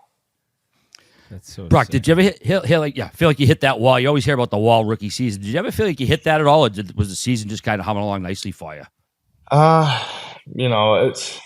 It's like individually, I think the ribs, I think they got to me a little bit, right? It was because you get hit once and then you're just like not playing the same the whole game. You're scared to go back and get a puck. You're maybe not breathing, the way you normally be breathing. So just little things like that lingered obviously the whole year for me individually. And I think that kind of wore me out, changed my game a little bit, but and then as a team, there's injuries and, we were fucking battling for a playoff spot and we just, couldn't take that next step. So that obviously sucked. But I think, towards the end of that year, it was definitely ribs for sure. Would you consider yourself a hockey nerd in the sense of you like to consume hockey, even when, like, for instance, playoffs right now? Are you dialed in? And growing up, I know you didn't switch to D till a later age. Who did you grow up wanting to emulate? Like, which players were you watching where you said, I like that about his game, I want to be that player? Right. Right now, like, all the games are on, like, I'll maybe turn them on. But it honestly sucks to watch, right? Because you just want to be playing in the playoffs. But and then growing up, it was I was Brent Burns fan who played forward and D, obviously played for the Wild. So I was a fan of his. And then I like Suter, obviously. And then now that I got older, it's always been McAvoy. I think that's someone who I love the way he plays. Who you kind of look like a little bit. Oh, I know. Yeah, everyone says it. It looks like McAvoy. The baby face. I know. Everyone says it. I got a little eyeglass in here too. Yep. Yeah, we actually got a gift from you. You started an eyewear company where I wore the shades to the IceCon, and they're great. So congratulations on your venture. You. And you're always wearing them. Always, yeah. If I'm not playing hockey, I'm wearing my glasses. So, or working out. I don't know if 2 years ago you would have thought that next year with best on best starting in the Olympics the following season, if you'd be a part of that team. Now it's pretty evident that you will be. Was there a part of you that wanted to go to World Championships even with the ribs, and Billy G's like, no, you got to heal? Or do you know right now it's like, I'm not ready to go play 3 weeks of an international event, Yeah, in May? no, I mean, for sure, you're not in playoffs is always the number one goal, obviously, as you guys know. And then it's, from there, it's, with these tournaments coming up and being able to represent, Team USA, that's something I obviously really care about. So, I think I obviously wanted to go knowing that, they're sending top guys, and it's, obviously a goal of mine to be playing in that, best on best tournament and the 4 nations and then Olympics as well. So, but I just think I needed the time to let these things heal, and I didn't want to prolong, my summer training and things like that. So, it sucks, but I think it's the best decision for me. And you already have an Olympics under your belt. I don't know if it was hard to go, because you're probably away from the Gophers for quite a while. But was that something when you're asked, like even Motzko said, hey, you got to go do this, even though we'll miss you? Yeah, I mean, it's like you want to be there for your team, obviously, but it's also the Olympics. So it's, I was more than happy to, and that was, one of the greatest things I've ever done in my life. But yeah, there's definitely 2 sides to it, right? There's leaving the guys when, your mind is not even thinking about that until you get the call, and then it's like, okay, I'm going. So it's definitely 2 sides to it for sure. Yeah. I know you had an older sister, Paige. You said she's been like a role model to you, just kind of showing you how to do the right thing. You want to talk about her for a little bit? Yeah. So she's part of this glasses deal with me. So she's got the Paige frames, is what they call them, and then mine are the Brock frames, the Fabes frames. But yeah, so Alex, who we were talking about before, he came with this idea to my agents with a brand called Huxley, which is just a Minnesota-based, glasses company. And the idea sounded great. Some of the proceeds go to Minnesota Special Hockey, which is a league that Paige plays in. And then Hendrickson Foundation as well, which is another league she plays in, which is, adapted hockey, blind hockey, sled hockey. So, it worked out great, and it's been really fun. If you had to be stuck on a desert island with either Moose or Middleton, who you picking out of the 2 of them? Oh, Moose. That's a good question. You're going to be staring at Middleton's ass cheeks the entire time. Yeah, is it true he wears that jock strap thing that they wore in the 70s? It's his true. man thong. Our media guy sits in the locker room waiting till he's ready, and then he's like, "All right, media's coming in before because it's explicit." He's like, "Let him in." Yes, but I think I'm picking Midzy because I don't know about Moose as much about like his outdoors, if he's outdoorsy or not, but I know like Midzy just drives up north on his motorcycle and just like fucking camps. So I'm gonna take him because I couldn't do that myself. I don't think. I would love to do a content piece with Midzy going on a camping trip. I'll get a hold of him. He'll be happy to take you out on the bike, bring you up north. So I want to know your welcome to the NHL moment, or maybe the first time you faced off against a guy growing up that you idolized, where you were like, "Holy shit, man! I'm fucking matched up against Alexander Ovechkin or Crosby," or who was that welcome to the NHL moment for you? Yeah.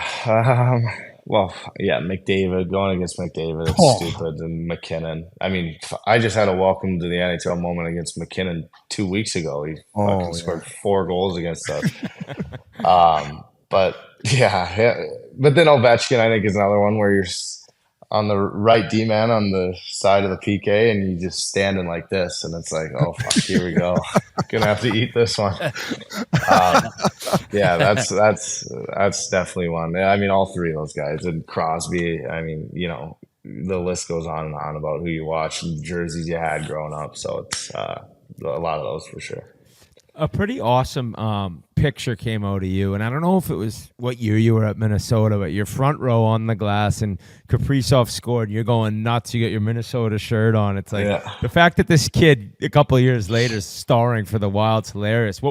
Did the Wild give you guys those tickets? Like, you were that fired up that it just kind of proved you were a Wild fan. Yeah, no, I was with LA at the time. Oh, really? Yeah, I'm That's pretty probably sure what got it you was. dealt.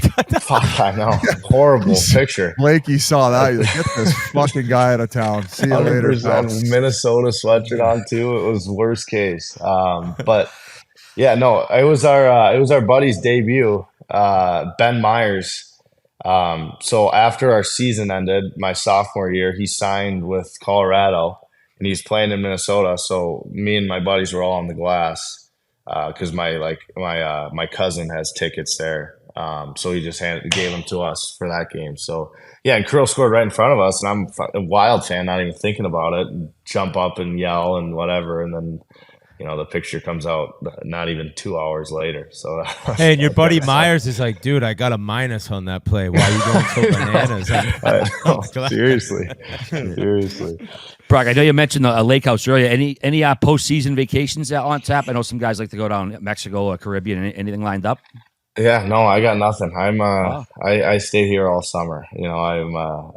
I'm biased, but I love it in summer here. It's going up north. There's place up north for college people go to, guys, people my age. Gull Lake it's called. I have buddies that have cabins on Gull, and so that's like 3 hours north. We go there a bunch.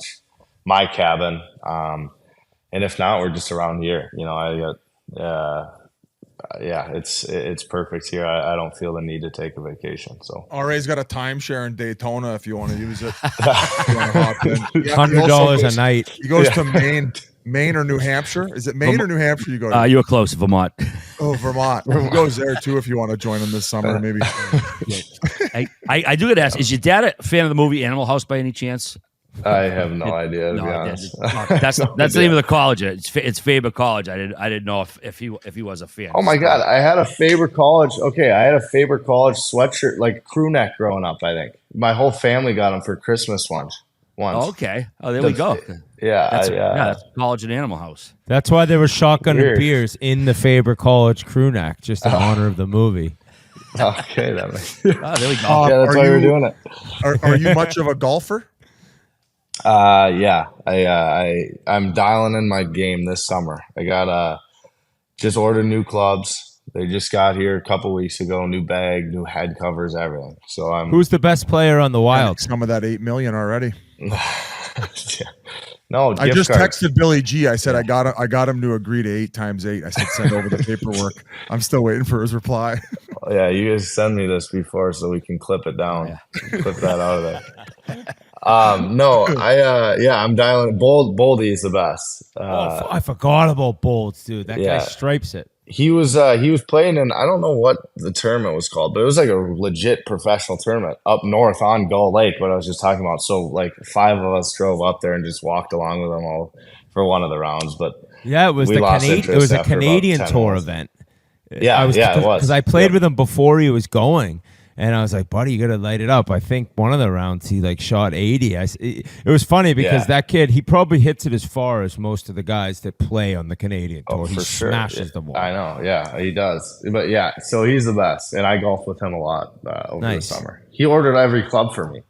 I didn't know what the fuck. So he dialed that in for me. But Is Juicy Lucy a Minnesota staple drink? Like a cocktail? a Juicy Lucy. I thought that's a burger. A burger, isn't it? Oh, is it? Okay. Yeah, it's a burger. It's a burger with like cheese inside of it. Like okay. inside I don't know. And it could be a drink. It probably is somewhere here. Okay. Somebody was asking me to ask you who makes the best Juicy Lucy in Minnesota. So I was like, I thought maybe that was like a fancy cocktail. Yeah, no, I've never had a Juicy Lucy to drink, I don't think. Some of these fans are brutal with their questions. At least It's at just least so we have- funny to me that you believe, like, they could have been like, ask him about when he got arrested. And Biz would have been like, so talk to us about the arrest. Like, he's just going on any question that he's getting back in the reply. Well, I'm putting the onus on the home crowd. They're the ones who've been pumping this guy's tires Seriously. all season long. Seriously, sure have. They want some in-depth analysis on shit that they're lying about. The chicken dance his old man's doing to get the. I That's did a get weird one. That's a I really did get weird the one. KK, the college club, and then you talked about Sally's. So those I would imagine are the 2 best places for you to go in town to grab a cold one. That was in college. Yeah, we'd go there every weekend in college. Sal's and KK, and then now it's Well, I guess I still go back to the KK, but no, but I try and stay out of there as much as possible now. Will but I Cooley haven't come been doing back a good in the job. summer? Yeah, I think he'll be back. Nyes will be back. Nice. A bunch of the group. We go on a golf trip in the middle of summer. Like 20 or so guys go for alumni. So that's I don't. The Cool's not a part of that, but Lacombe on Anaheim, he goes. The Ben Myers, Nyes. Where are you bunch of going our this team. year? We're going to Grand Rapids, just up north in Minnesota here. We Nice. have this Airbnb on a lake, pontoon to the course. Great. You got to check out if you're into golf now, dude. Erin Hills in Wisconsin, buddy. Awesome guys trip. They got the cabins to stay at, a putting I've heard course about all that. night. It's Yeah, awesome. I've heard about that. 100%. I will check that one out for sure. Following the T-Wolves at all? Back in the playoffs this year? Absolutely. Yeah, they're on at 6:30 here. I don't know what time it is. Yeah, they just started here. So, but it's been awesome. We went to a game, and I'd never been to a basketball game, and it's electric, especially in there and the playoffs, the whiteouts. It's great. We Were you sit sitting right down low? on the floor there. No, I wasn't able to get those tickets. I tried. Once though. you sign Biz's extension, that'll be no problem. Yeah, I don't know. I think that's still a little out of the price range. Those tickets on the floor. I love it. Oh, man, this has been great, guys. You have anything Yeah. else? before No, we I wrap up? appreciate it, man. man. It was a pleasure watching you play, buddy. Just the beginning for you. So heal up, and looking forward to watching your career take Big off time. even more, and hopefully see you next year representing Team USA at this Four Nations thing in Boston and Montreal. So good luck with everything, dude, and we appreciate it. Awesome. Yeah. Thank you guys for having me. I appreciate it. Before we continue, I need to talk to you about Cremo. And after a hard day, I just want to take a shower and relax. And my go-to solution is an invigorating shower with Cremo men's body wash. It's time to elevate and enhance your hygiene routine with Cremo body wash. Cremo combines a rich lathering and hydrating formula with meticulously balanced multi-layered fragrance for a superior shower experience. Cremo's newest men's body wash scent makes a regular shower feel like a luxury experience. Their bourbon vanilla body wash invigorates the senses with bold distillers, spices perfectly balanced with notes of rich Madagascar vanilla and aged oak to create a shower experience that meets even the highest of standards. If you get Cremo body wash and high-level water pressure, you're showering in heaven. So what makes Cremo different from other body washes for men? Cremo has distinct layered scents that actually evolve as you wash, getting you clean and making you smell great at the same time. You can find Cremo's body wash in its new distinctive bourbon vanilla scent at Walmart or Walmart.com. Once again, that's at Walmart or Walmart.com, and that's all about Cremo. Thank you so much to Brock Faber. As you said, Biz, just wise beyond his years, very mature. And now he's so rich. He's filthy rich. I'm rich, bitch. Yeah. Shout out the Dave Chappelle show, one of the all-time classic shows. So I think that Wild fans already love the guy. He's from Minnie, plays for the Wild, and now it's going to be special 8 years with him patrolling the blue line for them. So we appreciate him coming on. Quick mea culpa. Apparently, it was just Daniel Sedin who did the grouse grind 11 times in one day. Henrik was one of not the there. brothers. So just Daniel. So he was the one Well, arguing with his wife. Since we're talking mea culpa, might as well get into it now. We got duped by the internet, Ryan Whitney. Everybody was all over Fanatics. Fanatics takes a lot of heat online for sometimes the quality of their merchandise. They're fucking up the name bars on the back. It's not sticking properly enough. It's coming unglued, unstitched, whatever it may be. Steven Stamko. We got duped. Somebody did that who doesn't like Fanatics. We read it off as if though it happened. It was false. It was fake news. We got the tinfoil hat people duping us online. So I just want to apologize to Fanatics. And they do take a lot of flack online. I did get a chance to see the new jerseys, and I think that they are handling that with care. And the top of the line jerseys in which the NHL players will be wearing this year will not be far off from the Adidas ones. They won't have the ribbed shoulder They actually have a part now underneath where the elbow pad is, Wits, for when guys like ended up hitting the boards or whatever not. They double layered it because it was getting ripped too easy and then it was being exposed. So there's actually improvements that Fanatics has made to the new NHL jerseys, the authentic ones, and they're making them available for people to purchase online. I think they're like very expensive. I want to say they're close to $500, maybe $425. A lot of money for the authentic ones that these guys are rocking, but that's exactly what the players are wearing, where I don't know if they made those fully available in the past. Maybe Adidas did. From my understanding is you couldn't get the actual authentic jersey that the players wore. It was kind of just a different slight variation. Once again, though, we'll be doing a Mea Culpa next week about this exact same subject because I don't know what the fuck I'm talking about. But my apologies to Fanatics. Before first ever jersey, 1993, red, Steve Yzerman, had the C on there and the fight strap. That thing was authentic as hell. Authentic as authentic comes. And I remember being like, this is the jersey that he wears. So that is cool. That is cool. You want to give people the chance, even though it is a ton of money. If really somebody wants the actual jersey now, they can get it. I didn't know that you couldn't. So I'm sure you probably could, and we will owe another Mea Culpa. But on to the signings around the league. Buffalo Sabres, the kings of just handing out big deals when guys are very young and I think considered unproven, signed Ukko-Pekka Luukkonen to a 5-year contract with an AAV of $4.75 million. Now, I think this could turn out, as is the case with all these young and early signings, to be a bargain, okay? As of right now, though, it's confusing. I could say it's confusing because Devin Levi is probably like, I thought I was like going into last year I was the starter. I ended up in the minors. Now, granted, like he wasn't ready to be the NHL starter, so I get that, but now this guy's making $4.75 for the next 5 years. Where does that leave me? So I don't know what you took away from this signing, but I was just like, once again, a little early and maybe not necessary at this moment in time. Oh, if I'm Devin Levi, I'm saying this is awesome because if this guy fucking takes 3-4 months off and I go on a ripper, I'm going to be getting the same contract. Because listen, this guy's a great goaltender. I think he's got all the potential in the world. But like sample size was half of a season last year. The first half, the team really struggled. People would argue he was probably the only bright spot in the first half. So even call it a full year of really good numbers, but with no type of leverage. And then if you're the Vancouver Canucks, are you not saying, oh my God, we got Shelovs who ended up doing this in playoffs too, and we got him locked in at under $1 million, and then all of a sudden this guy's making 4 and change. So you said it's 4, right? Or is it 5 and change?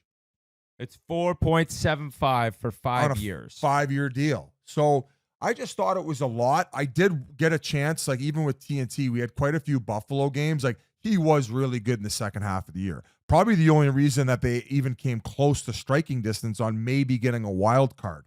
And off the top of my head, my assumption would be he just had just over I think he had like a 2.12 goals against average, maybe 2.2.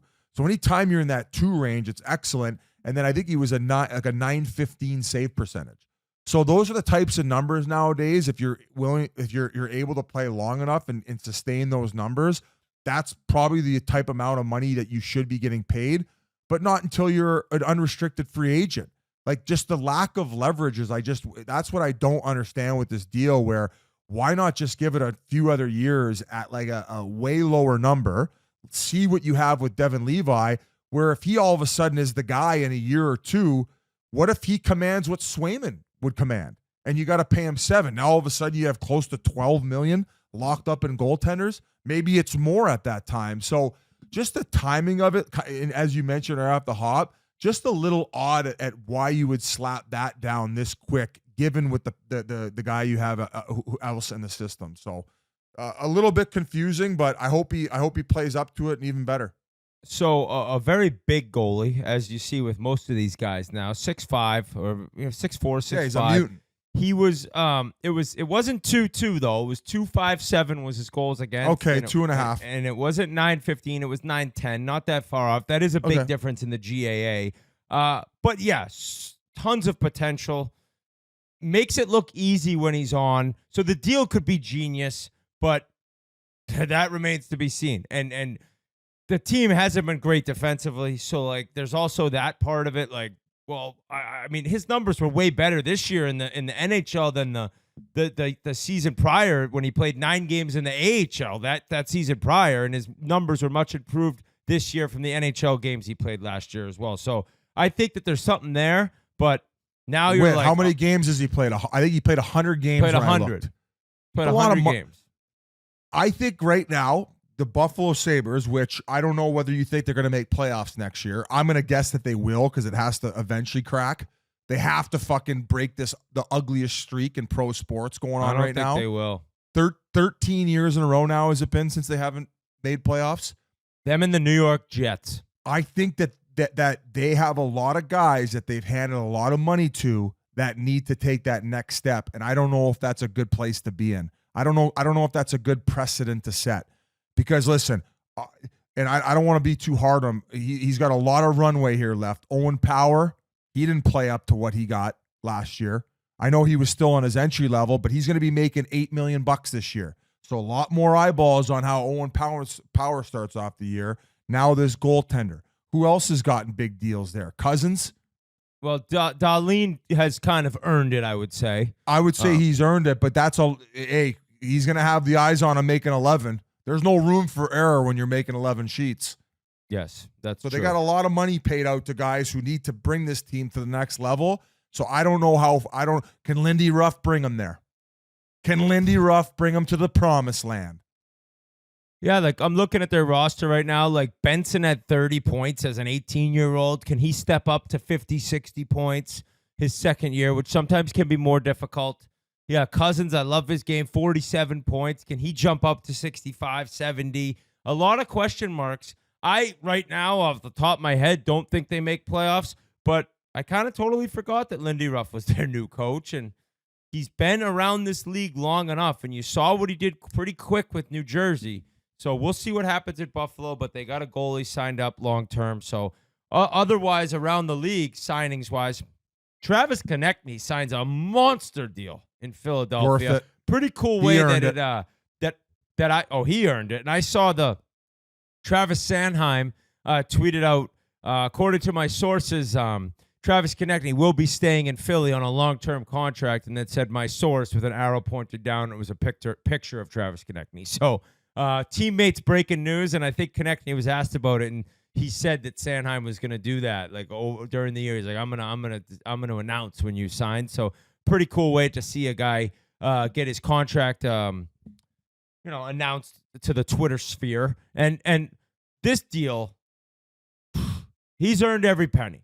Yeah, he's a honey is badger. elite offensively. He's in your face. Tortorella loves him, and he doesn't love many players, and he's somebody that you can win with. Now, do they have enough otherwise? Oh, Matvei Michkov also is here. I saw Keith Jones and Daniel Briere picked him up at the airport, and Briere was carrying his sticks, and Jonesy's carrying his bag or whatever, so they're all ready, and they need this guy to light it up. But that's exciting for the Flyers because you get your best player signed long-term, big dough, and then you bring over the future superstar, the flashy Russian that everyone's heard so many great things about on the ice. So I just was kind of surprised that he ended up re-signing there. You know, you heard a lot of rumblings around the deadline. Will Konechny get traded? Yeah. And maybe that has something to do with Tortorella.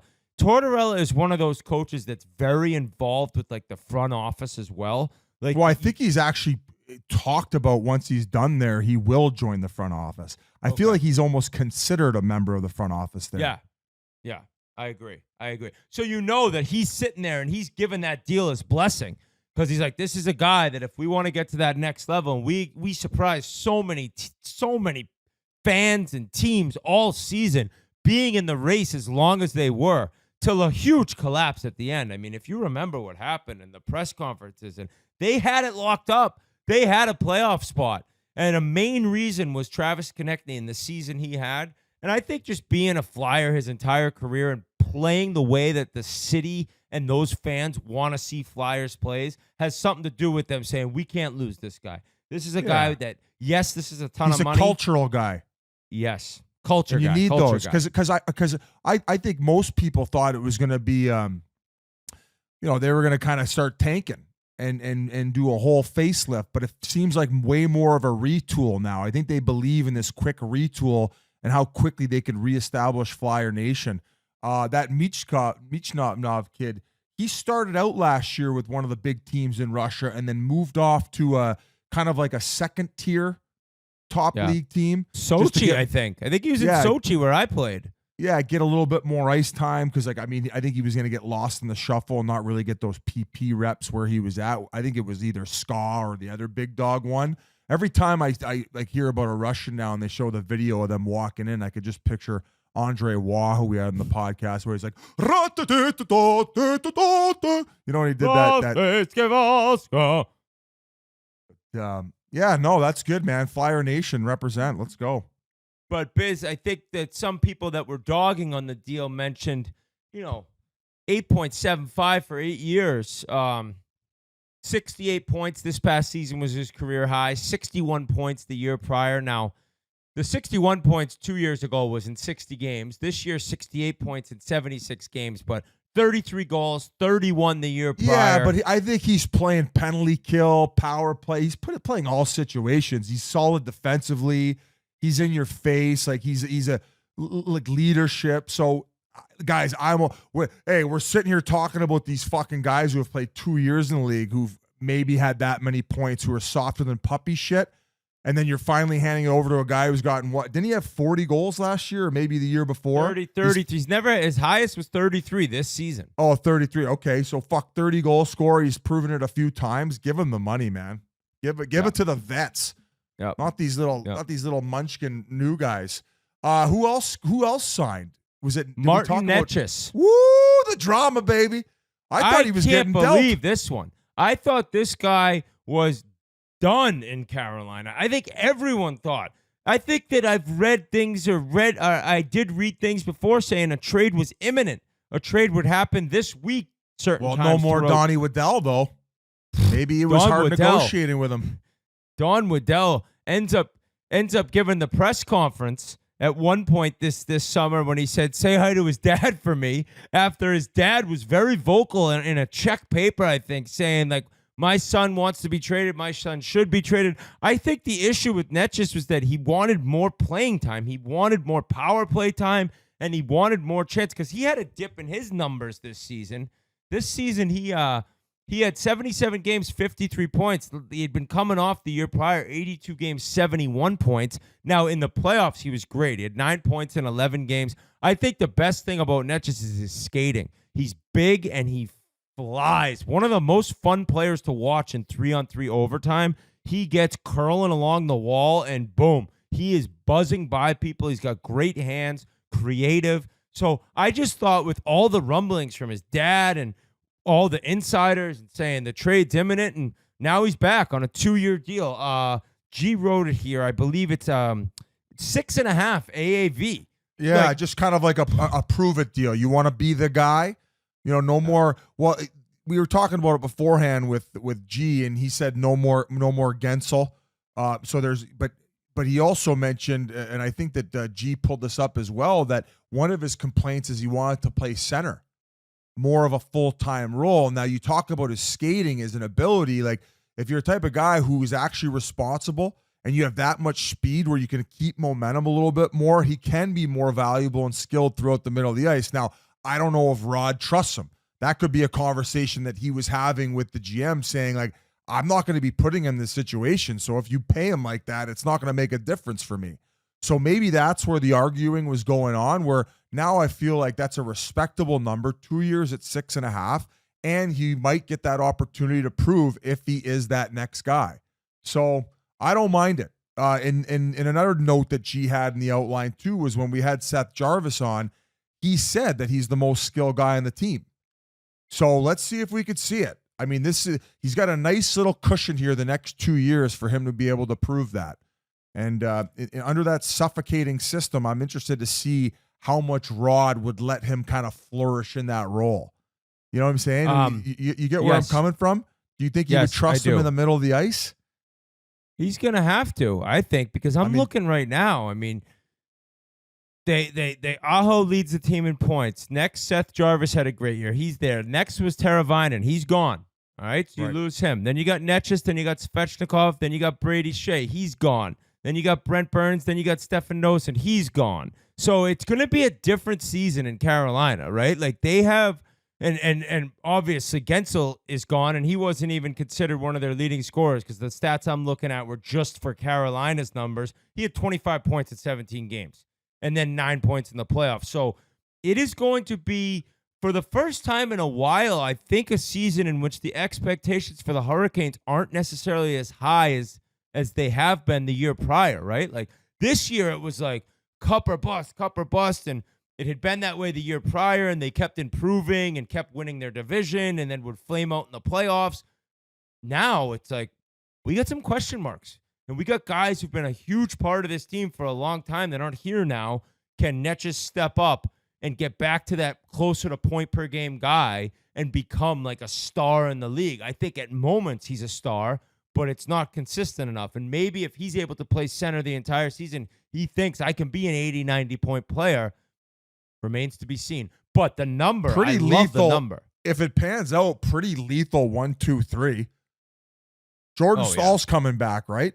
Jordan Stahl, Martin Nuckleby, and who did they sign from Carrier? So that's a hell of a third or fourth line. I think third line, I guess. So they have a great team still, but I don't think going into the season previews and this NHL season, it's going to be the same expectations that were there last year. Agreed wholeheartedly. Other than that, the Columbus Blue Jackets forward Patrik Laine has been cleared to return from the NHLPA Player Assistance Program. The team was informed per the Athletics' Aaron Portzline. Laine is still recovering from shoulder surgery, and Elliot Friedman noted his timeline is unclear. It was reported that Laine and the Blue Jackets were working together to facilitate a trade. His release from the Player Assistance Program could potentially expedite the process, as teams want to speak with Laine before engaging in trade discussions. No team, including the Blue Jackets, could talk to him directly while he was in the program. I get that. I think if teams are out there and he wants to be traded, and Columbus said, we're going to do our best to trade you, they want to talk to him, see where he's at mentally, see how he feels, see basically like his thoughts on his game and his career and everything. Because if you're coming out of something that he's been going through, before you make a trade, you got to have a serious conversation 100%. with a guy and really kind of try to learn his personality a little bit, because it's going to be a valuable asset or player that goes back to Columbus if they are going to trade him. And this is a guy, as a fan and doing what we do, it's like when he is on, oh my God, when he's giving it everything, he's got the shot, the release, he's big, he can skate, he's got everything to be a 40, 50 goal guy in the NHL. It's the motivation factor, and it's the nights off and the shifts off where players and coaches are like, he doesn't have it tonight. He's got no desire and when to he be ain't out bringing there tonight. when he ain't bringing the offense, I don't think he's really bringing it many other areas. You know, he's not a guy who's emotionally invested most nights. He's not a guy who when he's not getting those opportunities, he's saying, you know what, I'm going to win all my wall battles tonight. I'm going to get in front of that shot in the D zone, make sure I get that block and get out in that lane. Where I don't know where. I guess the other question I have for you is let's say Laine is back to playing the best hockey of his career. Where do you think he would fit in the best right now? I want to say some people mentioned Carolina would be a good fit because they lacked a little bit of size on the wings, you know, and that natural goal scoring ability. That's why they brought in Gensel. So now you could probably be having Columbus eating half his salary, if not even maybe a little bit more, if they get enough asset in return. To where do you think he can go flourish? Like do you think Edmonton would poke on him? They can't. No, I don't think Edmonton needs him. I think the way Edmonton's forwards look right now and the free agents that they had with Arvidsson and Skinner, no. I think, honestly, dude, that if somebody's going to trade for him, it would kind of be like a team like Calgary or a team that really doesn't have cup aspirations, that needs maybe a little offense. Because how, if you're a team that is thinking going into this season that you can win the Stanley Cup, like how is this guy going to be the addition that you think will put you over to the top. Now, if he somehow well, you're doesn't hoping get to do so at a very discounted price. I want to say he's making around the $8 million mark, maybe 8.4. That would be Is it my that guess much? off the top. I think he's at 8.4, maybe 7.6, in between those two. Come on. Yeah, so there'd have to be. I mean, No cap friendly. We just all have to guess now. 8.7, dude. Yeah, okay. There. What did I say? 8.4? Yeah, you said 8.4, and I thought Yeah. you were over. Wow, I didn't even realize that. What's crazy is, dude, his rookie year he had 36 goals. You remember him and Matthews had that dueling hat trick game. I remember that. Jets fans took the L on that. They said that he was better than Matthews. That's a tough one. The next season he popped off for 44. Then he went to 30. Then he went to 28. And then it's like, whoa. He got Woof. traded from Winnipeg. He had 12 goals the 2021 season in 46 games. Then he had 26 in 56 games with Columbus 3 years ago. 2 years ago, 22 goals in 55 games. And then last year, 6 goals in 18 games. So it's like he hasn't been close to goal scoring like those first 2 and 3 Right, years. but if you are Columbus, given the fact of where you are, like they're not going anywhere next year. They're not going to make playoffs. They're not there yet. You could eat salary for the last 2 years of his deal and make out with probably a decent return. If you eat a lot of money for a team willing to take a flyer on him based on his goal scoring, you're going to have to, at 8.7 though, you're going to have to eat at least 2/3 of his deal to get any type of thing in return. So should be interesting to see where Laine ends up, and You glad know to where hear I that could he's see doing him? better. Don't tell me Leafland. No, I don't know why. And people may chirp, but a team that needs goals and needs offense that has some scoring ability, but not a ton, like the Red Wings. Like, what if he went to Detroit? Like, Detroit has Larkin and they have Kane and they got, DeBrincat, but like Brinket. they don't strike me as like a hugely offensively talented team.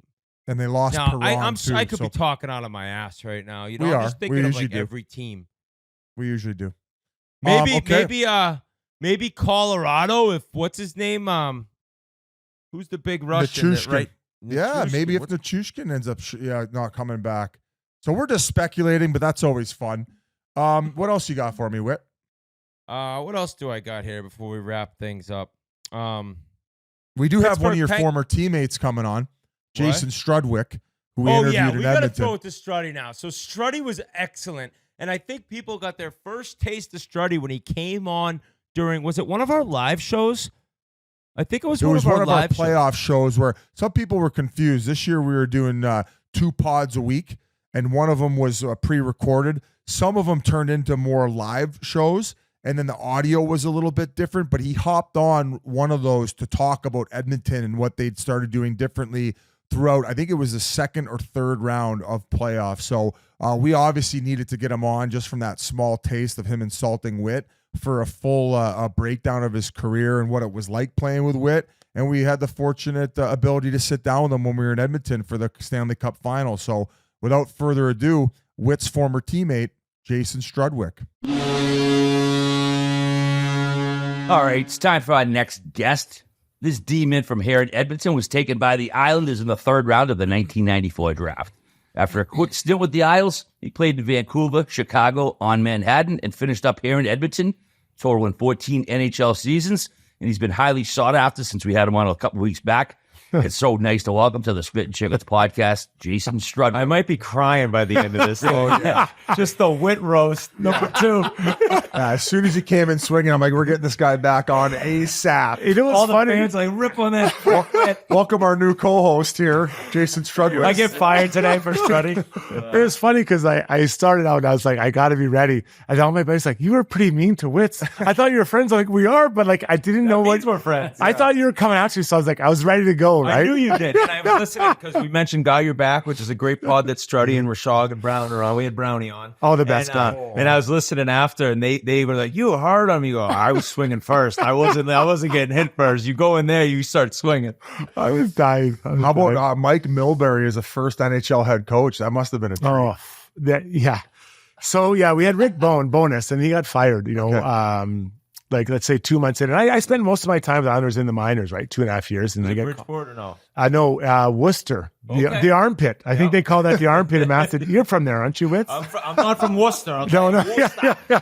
$1.25. That's exactly it. So he gets fired, and then Milbury takes over, and Mike I think meant well, but I don't think he really was a patient guy. You look at the trades he made, the guys he traded away were like elite players. I mean, the trade of Bertuzzi and McCabe, I mean, those are cornerstones of your organization, right? Yeah. And he traded him to Vancouver. And then I was traded for Gino Ojic, which, I don't think it was quite as lopsided, but, I go to Vancouver, but, you keep trading away all these guys, and it's tough. It's tough. So Mike, he was there a long time. A lot of owners, I think, Biz, they didn't really know what he was doing. Did you grow up right around here? Yeah, right in the West End, Edmonton. Like I grew up, if you saw me play at 10 or 12, you weren't going to be like, holy shit, there goes, the grace that might be. I wasn't that good. Like I was mean. I liked hitting, and I wasn't very friendly. My cousins are Scott and Rob Niedermeyer, right? So, you could argue Scott's one of the greatest defensemen of all time. Something skipped a gene with you. Well, the problem is, no, my dad cheaped out. I'm like, those guys would go to 6-7 hockey schools this summer. My dad would be like, we got you in one. I'm like, one? Are you kidding me? Like, you got to get me in there all the time. And so look at these guys skate. Yeah, in a one and a paper route. Yeah, that's it. Yeah, you can deliver the the Crestwood Gazette, and I'd get like 25 cents an hour. And so my cousins are going to all these things. And you know what? Like I chased them all my life. And I'm so lucky they're my cousins, because I could see, like, I never thought I'd play in the NHL. And I'd go to hockey school. I don't think I went with Scotty, but I went with Rob. And we'd go to hockey school, and I was like, where's Rob Niedermeyer? I'm like, he's over there. They're like, do you know him? I'm like, that's my cousin. I'm like, that's why they talk to you. Seriously? Yeah. I'm like, that's my cousin. And so I chased them, and it was a good thing to have it, because like the way they practiced, and then even working out, like this is 1987. No one is working out as a 13-year-old. Now everyone's pumping iron, right? Doing the deep squats. Something you jumped over, Wits, and so I kind of figured it out, right? And so I was chasing, and then I was able to make it, but it was because of them. I'm never jealous of those guys. Obviously they're better hockey players, but I'm like, well, better looking and funnier. Like they're kind of now they're aging quick. Yeah. Like I'm talking that's like what he got on Scotty now. Scotty, like who's a funny man now, right? Like he looks like Arnold Babar, 2 B's, not in a row. You know what I mean? So it's kind of tough.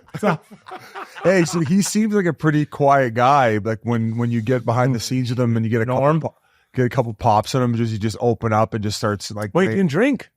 So I played in Worcester, I think. When I was 20, and then they were in New Jersey. So his wife, Lisa, at the time his girlfriend, so why don't you come down for the All-Star break, like the AHL. I didn't make it that year, Biz. And so I drive down there, and like they have games. So I'm like, hey, do you want to go out for some beers? And he's like, we don't really drink. I'm like, what? This is my All-Star break. Are you serious? What do you think I'm here for? So she and I go for beers, and after he takes me to a diner in New Jersey, a diner. I'm like, buddy, you're in the NHL. Like, can we go somewhere a little bit nicer, like an IHOP or something? And so we had like 2-3 beers, and we went home, and that was it. And he's like, I got to get ready for the next game. I'm like, what?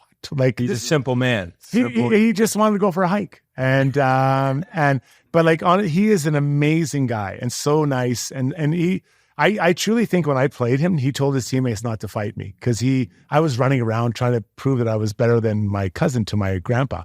And he's like, Jason, no, I was like, it's therapy. Oh no, I know it's true. And I'd go to visit my grandpa, and my grandpa would be like, why do you fight him? Like, because I'm not as good as that guy. Like, that's what I got to do. Like, who do you think? I help him sleep at night, right? But I'm sure he told him not to fight me. I guarantee it. Yeah, I tried. My grandpa at the time, he tried to explain. Try to get me not to fight, and it's like, it doesn't really work like that, Gramps. I don't really have a choice, buddy. Yeah, if I could score, your don't you think I'd want to? Sister? It's my dad and their mother. Okay, and a great relationship. But like, everyone has their own path to the NHL, and mine was just chasing those guys, right? And I was and then they went to the Western League, and again, like, no one is even looking at me. Like, they were like, who is this guy? Like, ruggedly attractive, obviously, but couldn't play the game. And then someone found me, and I followed my cousin to Kamloops and played there. But it's just, everyone's path to whatever great, if you want to call it greatness, or the NHL is different. Yeah. Were you there for the Mem Cups? Yeah. I left. I finished. I played midget hockey in the worst, one of the weakest teams in the history in Edmonton, and then Crushed all year. crushed. You know, we won I think we won our first 4 or 5 games, and then we didn't win again. I was a D man. I was wheeling and dealing, guys. Pretty good. Minus 50. Yeah. Well, that would be generous. And Iginla was on St. Albert, so every time we played Iginla, I'm like, buddy, we lose 10-1, but I was +1, and he didn't want to hear that. But we'd play, and then. They found me one night. I went to Kamloops the next year, and I went from the worst team and then won the Memorial Cup, drafted, then won the Memorial Cup again, then signed a contract. Like, that's how quick it can happen, right? It's and you try to explain that to kids today, and they're like, They want the instant gratification. want to be in the best team. They want to be the best team all the time, and I don't know that that's always the best. I agree with struggle. I think struggling is a healthy. Deal with some adversity at a young 100%, age. It's better to have it that then than have it your first time when you're 20. You don't know how to handle it. No, you don't. So you were obviously a stay-at-home defenseman also in the Western League. You were developing where beforehand, and who helped you understand what your role was going to be, and were you okay with that, just being that 5th, 6th defenseman? Yeah, like Biz, when I played, I enjoyed like making people have a bad day. Like, I wanted offensive players to have a bad day. Even when I retired from hockey, I played men's league. I'd watch them warm up, like, who's the best player? Oh, I'm going to torture him. 27. I'm going to make him have a bad day. And that's all. I enjoy that. Like, I wish I could have scored more, and I try to coach kids to score more, but that's how I'm wired. I wanted you to have a bad day, and I wanted you to hurt while it was happening, right? And that's so I had a midget, so U18, I think they call it now. I had a guy who was a former NHLer coach. I mean, I was an underage, and he's like, "You're actually can play pretty well. This is what you have to do, but make people suffer." And a lot of stick work. The odd hit from behind or cross check someone in the front of the net, and they go down. Block the shot with their back, probably makes it unlikely to come back to the front of the net. But these are all things you learn, right? And you kind of figure it out as you go. Like sticks on puck, he was teaching you sticks in, all the little detail work, and you just kind of absorbed it and you ran with it. Yeah, and I think that those are things that I think that are important at any level, right? I think that there's such a focus in minor hockey on skating. I won't deny, but like. Handling the puck and making plays, and I get all that, but still, when you're in your own zone, defending the puck, like you think of, Hedman. Yeah, he's a very offensive player, but he's got a really good stick. Or Ekblad, or all these guys, they've got really good sticks, and they're really hard to play against. And so, the harder you defend, the quicker or more likely you are to get the puck back quickly. The thing is that stuff's harder to do than it is to make a nice breakout pass. So it takes a certain level of commitment to be like, all right, well, the playing defense anyone can do, but not anyone has like the balls and the grit to do it, and that's what's hard for young kids. It's consistency. I think it's consistency to want to do it, and honestly, like no one puts like if Ryan Whitney makes an amazing defensive play, the parents aren't putting that on Instagram. Yeah, they want to see him wheeling up the fake in it, sliding it back door for a tap in, right? But I think like as a coach, I know I embrace those things because you're going to get the offense if you're coaching that or working with kids on that. You'll get it. And like, I never had that. I never had that mentality, but a lot of players do now. But still, if you can score, defending is probably the next is a pretty easy thing to add to your game. Yeah. You look at a guy like Evan Bouchard, and he's so talented, moves the puck so well, and he's learning how to defend. It's a lot of fun to watch play. And that's kind of the next step in winning. Yeah. I think in becoming a truly great player. When you were in Kamloops, was that like 20 fights a year? Was it that often? Yeah, so I at that time, third round. I mean, that's pretty. Yeah. Like, so I think my first year in junior, I had maybe 8 fights. But to give you a sense, like our stick boy had about 10. He was really tough. He was a tough kid, Evan, really tough. And so, like, I wasn't a fighter. Like, I grew up here in Edmonton, and I never got into fight at recess. My parents seem like a lover. I am, and I am a very friendly guy. And I live right near West Edmonton Mall, the big mall in Edmonton. I would carry I played trombone in high school. It doesn't get a lot the ladies, right? Before that, I played Oregon, so I'd carry my trombone, and these kids from this school called Rochette would always chirp me, and they're like, "What the fuck, and beat the shit out of you?" Like. Buddy, I'm just kidding. Play my instrument, man. I'm not trying to make. My mom's making me play. I'm not making a statement here. So one day they finally jumped me, and I remember I'm like, did they? I'm fighting these guys off, trying to hold on to my trombone, and I remember thinking, I'm fighting these guys over a trombone. Like, what am I doing, right? So I wasn't a fighter. I'd never gotten into fights except the time I'm like let it go. I was like, what am I doing? That's my trouble. I got my bus pass. Like, hold on. I'm going to do anything to these guys. It was embarrassing. So anyway, and then I go to junior, and I'm not really a fighter. And my first fight ever was against a guy named Rocky Thompson. my God. And, What? Yeah. And I honestly, like I knew like guys before the game, like, hey, just so you know, this guy's pretty tough. And Tyson Nash gets into, he was the most annoying guy. Tyson Nash is very annoying. And he annoys Rocky. So I jump in there, and Rocky's like, I swear to God, I thought the linesman was punching me. I'm like, hey, I'll deal with you in a second. I'm getting beat up by this guy right here.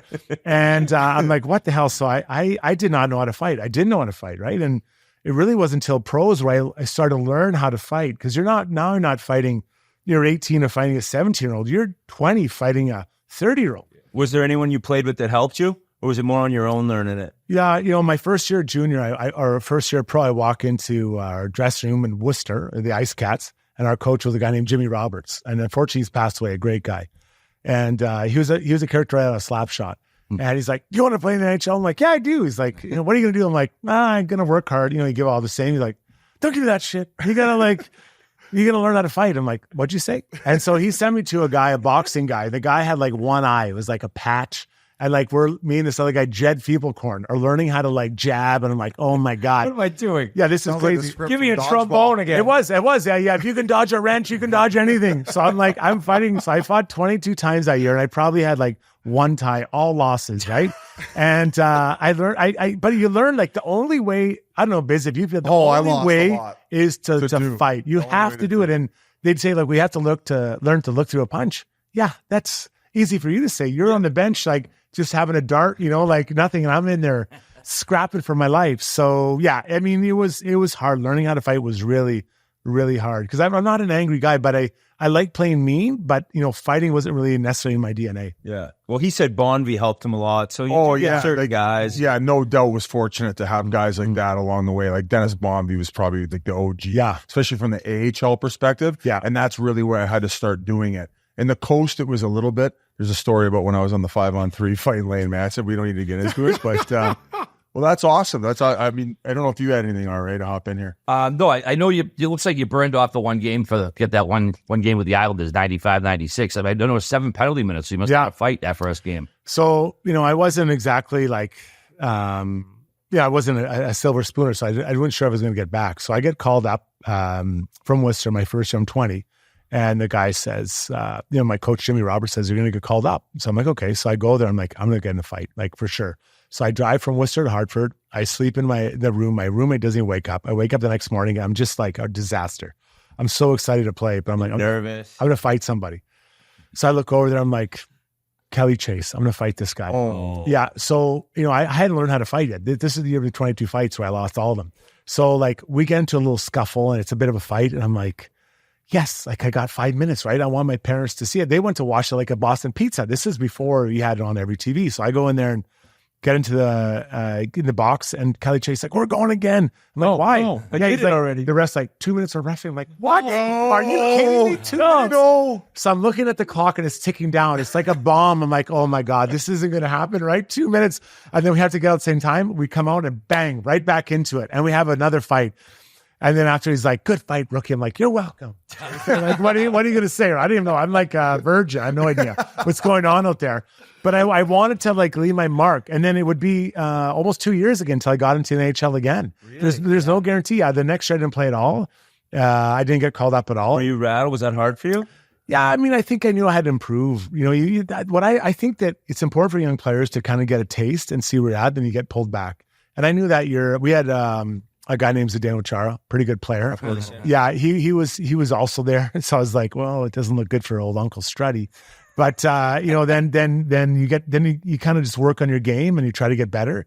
But I knew I had to learn how to fight, and learning how to fight is difficult. It's not easy. And not that I'm an angry guy, but you want to have that in your skill or your toolbox so you can still make plays. But then when trouble comes, you can fight it still at the same time. Were you going out with all these guys for pops like early in your career? It was still kind of that old school. Were you a big drinker? Yeah. I mean, I had a good time. He was the guy though that'd be in early. Like you worked out a lot after you were in early. Like I think if you went out and had your fun, you were always like the Chelios model. Yeah, I mean, to me, I don't think I ever missed a workout when I was playing. Like I felt it was important, but I mean, when you're 20, it's a lot different than 30. I think when I played with you, Wits, I was probably close to 30. Yeah, and I was married. And I love my wife, but it's not quite the same as being 22 wheeling and dealing. What up, Sean? Yeah. So, I loved it. I loved going out with the guys and you play for a long time and you have to have some memories to take home with you, right? And then just good times. Like most of my best times are post game and then hanging out with the guys. It's not like, being out with a bunch of ladies or anything crazy. It's just being with the guys, right? And maybe after a big win, like you just remember those feelings. And that's what I guess I miss. And who were the grizzled vets who were going out for the pops and like who you were just like in awe of, maybe talking about old time hockey and like when you stepped in, the older guys. Yeah. So when I arrived to Vancouver, I got traded from Islanders to Vancouver, and Mark Messier was there. My idol. Like you see him all the time, Biz, So how about the suit story? Yeah. So the suit story. So I arrived there and I guess I didn't have a very good suit game. So Mess is like, we're going to, my buddy's come to make suits. He's from wherever. So I'm like, all right. So I walk in and I have no idea. Like I'm not a good dresser, obviously. And Kevin Weeks is with me. He's like, you should get a green suit. I'm like, that sounds great. It was olive green. I didn't have a blue suit, a black suit, but I had a olive green suit. And I called it a Road Warrior. That thing I could take with me anywhere and it'd be like, it would last forever, right?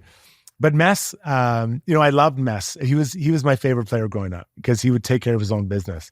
So, we get to Vancouver and, Saturday night at the Roxy is a pretty popular place. So, after a Saturday night game, I'd feel good about myself. Maybe played well. And I'd be kind of dressed, and all of a sudden it'd be a little head over my shoulders, like, "Hey, what are you doing tonight?" I'm like, "Whatever you want." That guy was like, "Wherever you tell me." Yeah, I don't care. I'll go. He's like, "I'll meet you later at the Roxy. I'm going for dinner." I'm like, "I'll be." So I just beeline to Roxy. Like, "Okay, we got to get 5 seats." Mess has come in and just be waiting. Mess's seat. Yeah, I'd be waiting for everyone. I'd just be waiting, and then he'd come in like, "Oh, here, Mess." You know what I mean? And he'd come in and we hang out and he was such. How good he's the best guy, and he was my idol. And then you get to play with him. And, there'd be times on the ice where I remember one time that this guy, Jason Marshall, was running Todd Bertuzzi, and he was on line with Messier.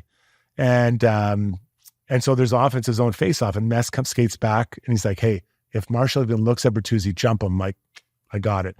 And sure enough, right off the face-off, I jump in, and I'm just going crazy. And Mike Keenan's like, "Hey, man, you can't do that." Mess is like, "I got him." He's like, "Okay, we're good." And that was it. I heard Mess ran his show. Oh, he Mess was the So we were playing San Jose right after Christmas. You know how hard those games are after Christmas, right? You feel like 1,000 pounds. So we were playing San Jose back-to-back.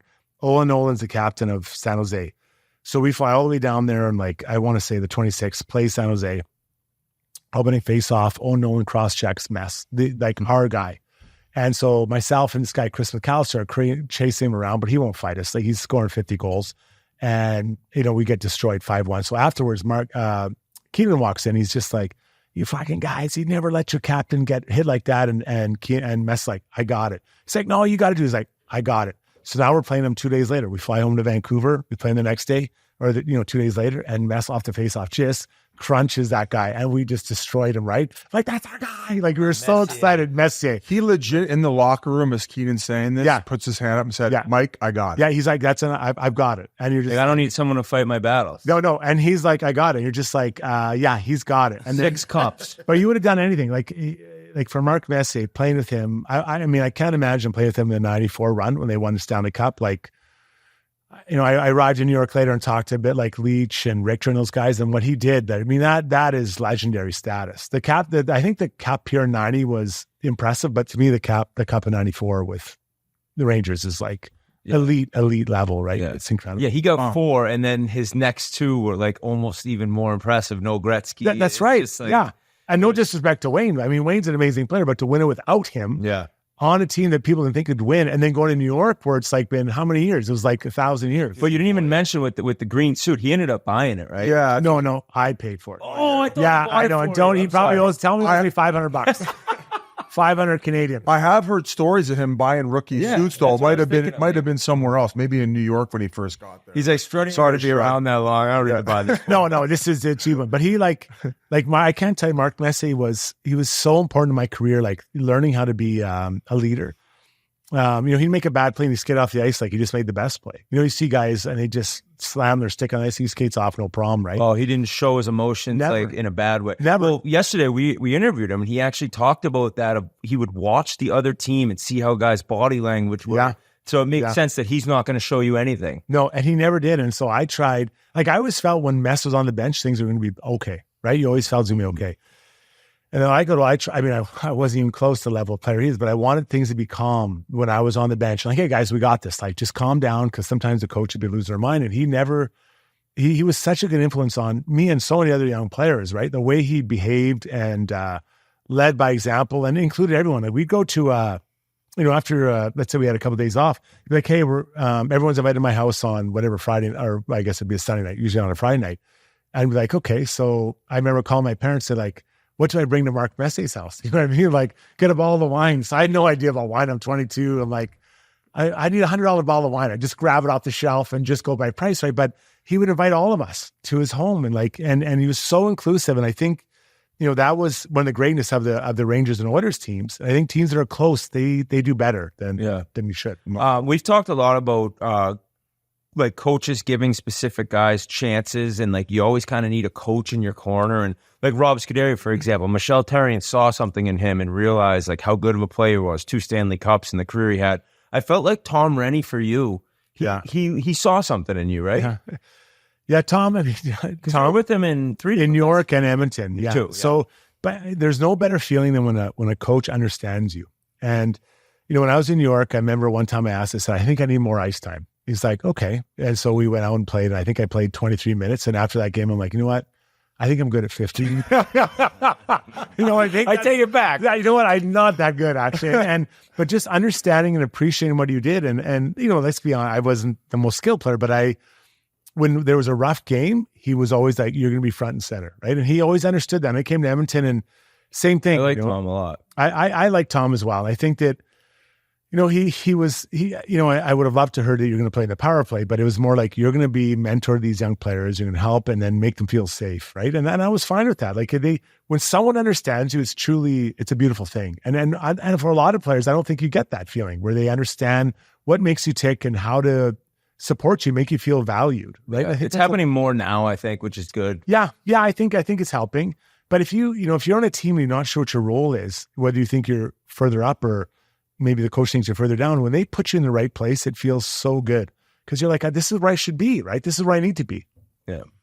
Go back to your minor career. You played in Kentucky, Lexington, Kentucky for 2 years. What was it like back then? I mean, hockey was still relatively new down the South in general. Yeah, it was unbelievable. It was crowds. Oh yeah, we had like 10,000 fans, and it was unbelievable. It was fun, and there was University of Kentucky there, and it was a lot of fun. That could be an East Coast League city. I know we're scouting right now. We want to get a team. Is there a team there? There might be. I don't know if there's. No, there. I think it's been moving. Was it the Thoroughblades? Thoroughblades. Yeah. Kentucky Thoroughblades. It's a great name, actually. Yeah. So I was single when I was there, and so they made a date. You could win a date with me. Oh, come on. Jumbotron, Jackie Moon. So obviously there was a lot of interest. Like, let's be honest, there was a lot of interest, and horse farmers.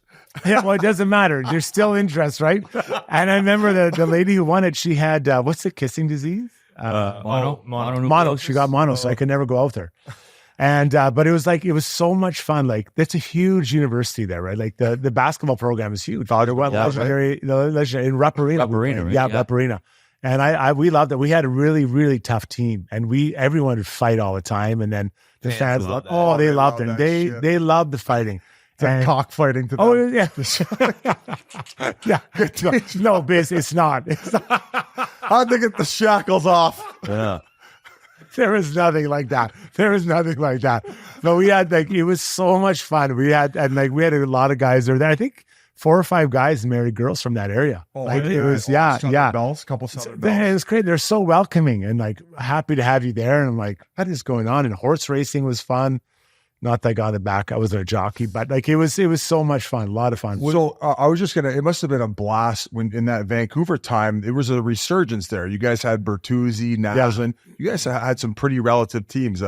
Crawford was your guys' coach. That must have been a pretty fun thing to be a part of when you were. Yeah. So I got traded there, at the end of the one season, and they were dismantling the 94 team. right? So that like Linden is loved there, right? Lunch gone. Kirk McLean traded, Jurke Lume, Where Dave did they go Babbage. from there? He went to Islanders for Cave and Bertuzzi. So all these guys, and then I arrived there for Gino Ojic, and Gino is like a star. It was a god there. And Pavel Bure was his best friend. So you can imagine Pavel and I didn't have a lot of relationship. And Mike was there for maybe another 5-6 months, and they fired him and brought in Mark Crawford. And they traded for Brandon Morrison, McGillney was there, and all these guys, and we really they were a good team, and that's a fun city. We saw it, when they were in their run this year with Rick Tocchet, another one of your buddies. Crawford was tough, right? Oh, Yeah, Crawford I always heard was a real. he was a yeller. He was a yeller, and kick guys, right? he kicked me a few times. Yeah, Get the shackles back on. Am I back in Kentucky? Yeah. You know what? I'll send me back to Lexington, but he was he was a really good coach. I think he really understood the game, and he understood how I had to be successful. So he would push me to be, more aggressive. Like I remember we'd be playing Colorado, and he like that. He'd come down like that. Gino Odgers is or Jeff Odgers is really having his way with you tonight. I'm like, what? And the guy's like, calm down. Don't you? Jeff Odgers is really having your way. I'm like, what? What are you talking about? And Jeff Odgers would go out, and I'd just come flying up like, let's go, buddy. He knew what he was doing. He'd be like, what's wrong? I'm like, I don't know. It's like 2-0. We haven't even been out there together yet. And we'd fight, but he knew that he understood that part of the game, right? But he really was good at learning the game, and that team was elite. I was there when the Sedins arrived. Was Jovo there? Yeah, the Jovo Cop. Oh, yeah, God. Danny Sedin. Him and Henrik lived in my building. So you saw their struggles?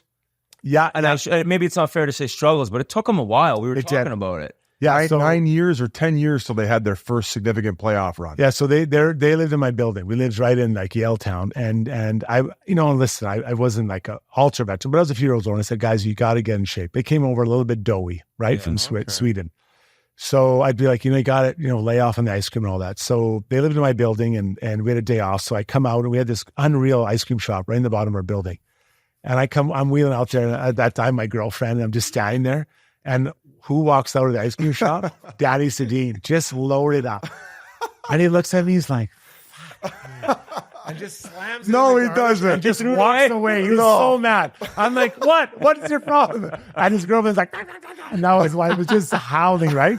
But like that's part of what you have to like help those young guys, right? Like, it's eating ice cream is the worst thing, but you kind of got to get to that level of shape. Now, I mean, they were elite conditioning, right? At the end. It turned into that for them. Oh, they did. Yeah. Well, I heard they would do the grouse grind in like 35 minutes. Yeah, they were on. I think they got under 30 actually. They were really well conditioned, and they still run. I think I do an hour.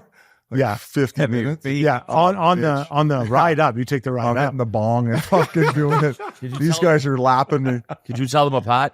I could. Okay, Yeah, yeah. Danny was a little bit chubbier face, and Henrik was a little bit leaner. Well, the ice cream. Yeah. Yeah, that didn't help. Did Danny. they ever get any of at the beginning when it wasn't that easy to them, like the fans getting on them at all? Or were they patient with those guys? Yeah. yeah. I mean, I think they were a little bit. I mean, That market. yeah, and it's tough because they played with a guy named Trent Cladd, right? That was kind of, and then Anson Carter, another guy. Oh, yeah, Jesus, he's- everyone's going back to you, so they play with those guys. But I found that, it's the speed and the tempo you play with. The bigger ice is a little easier. The smaller ice, you have to really keep moving and quickly. And the second half of their career, they had it nailed down, right?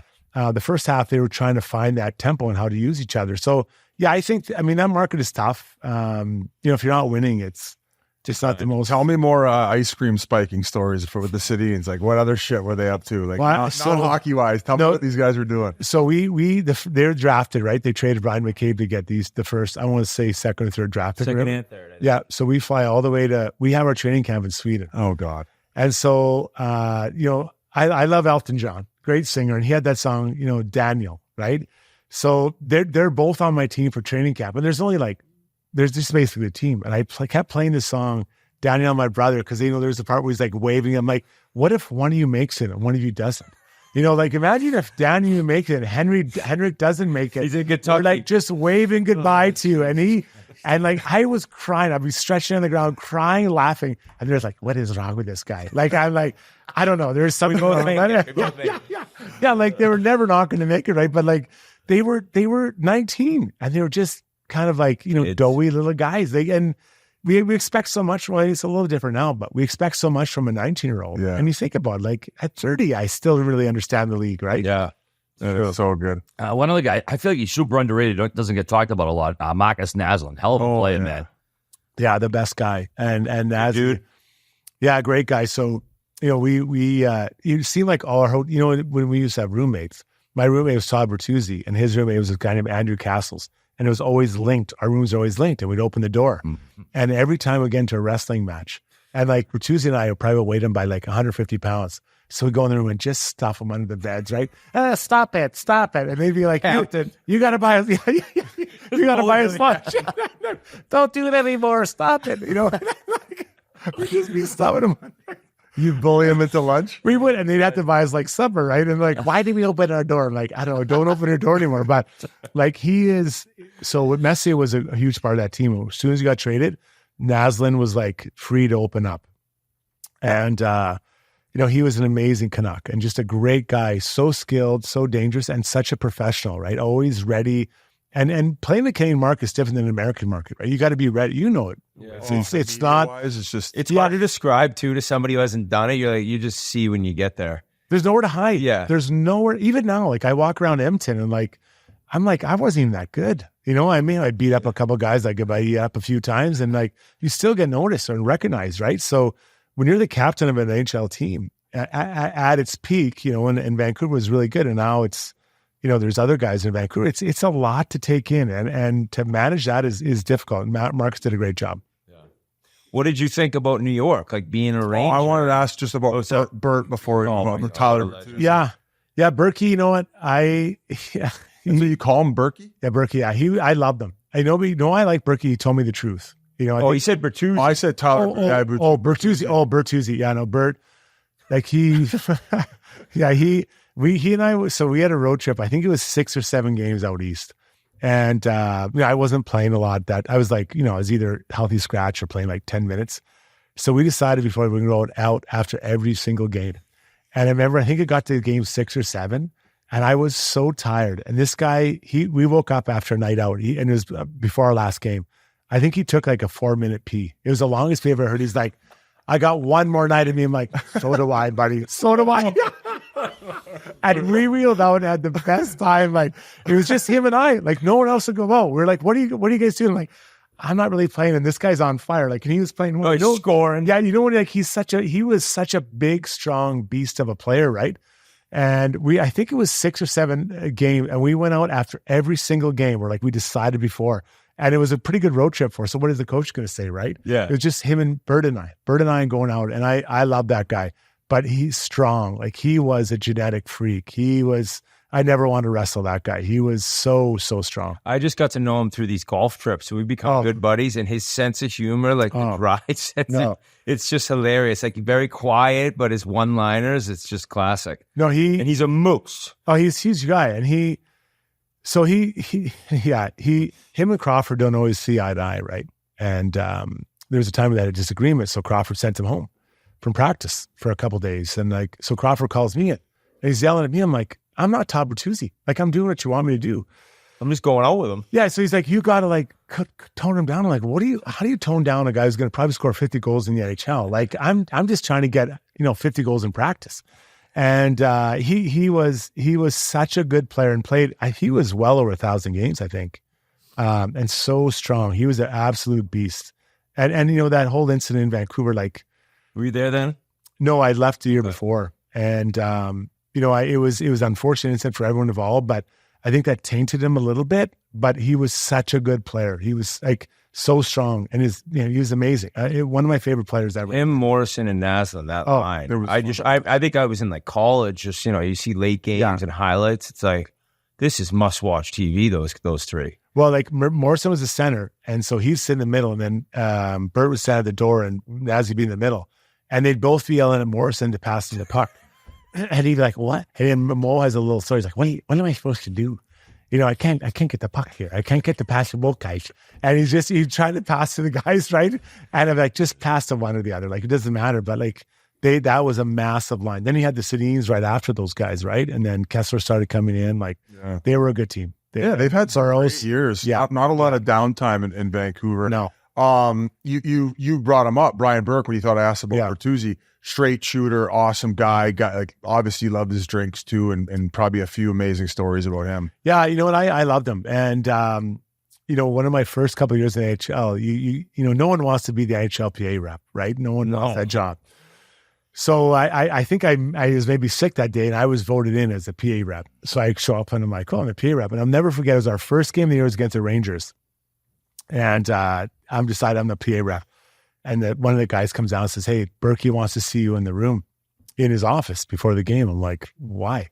So I walk in there, I barely sit down. And he's like, "You're the PA rep. You better understand. We don't need clubhouse lawyers. We don't need you like advocating for all this stuff." I'm like, "Buddy, I'm just here to like do the job." I'm like, I got voted in. Yeah, I got a free tracksuit. Like he's just giving it to me. I'm like, "Hey, thank you, Burke." And I walked out, and I was like, I don't think I ever talked to him about it again, right? But he's just that big blustery guy that just gives it to you all the time.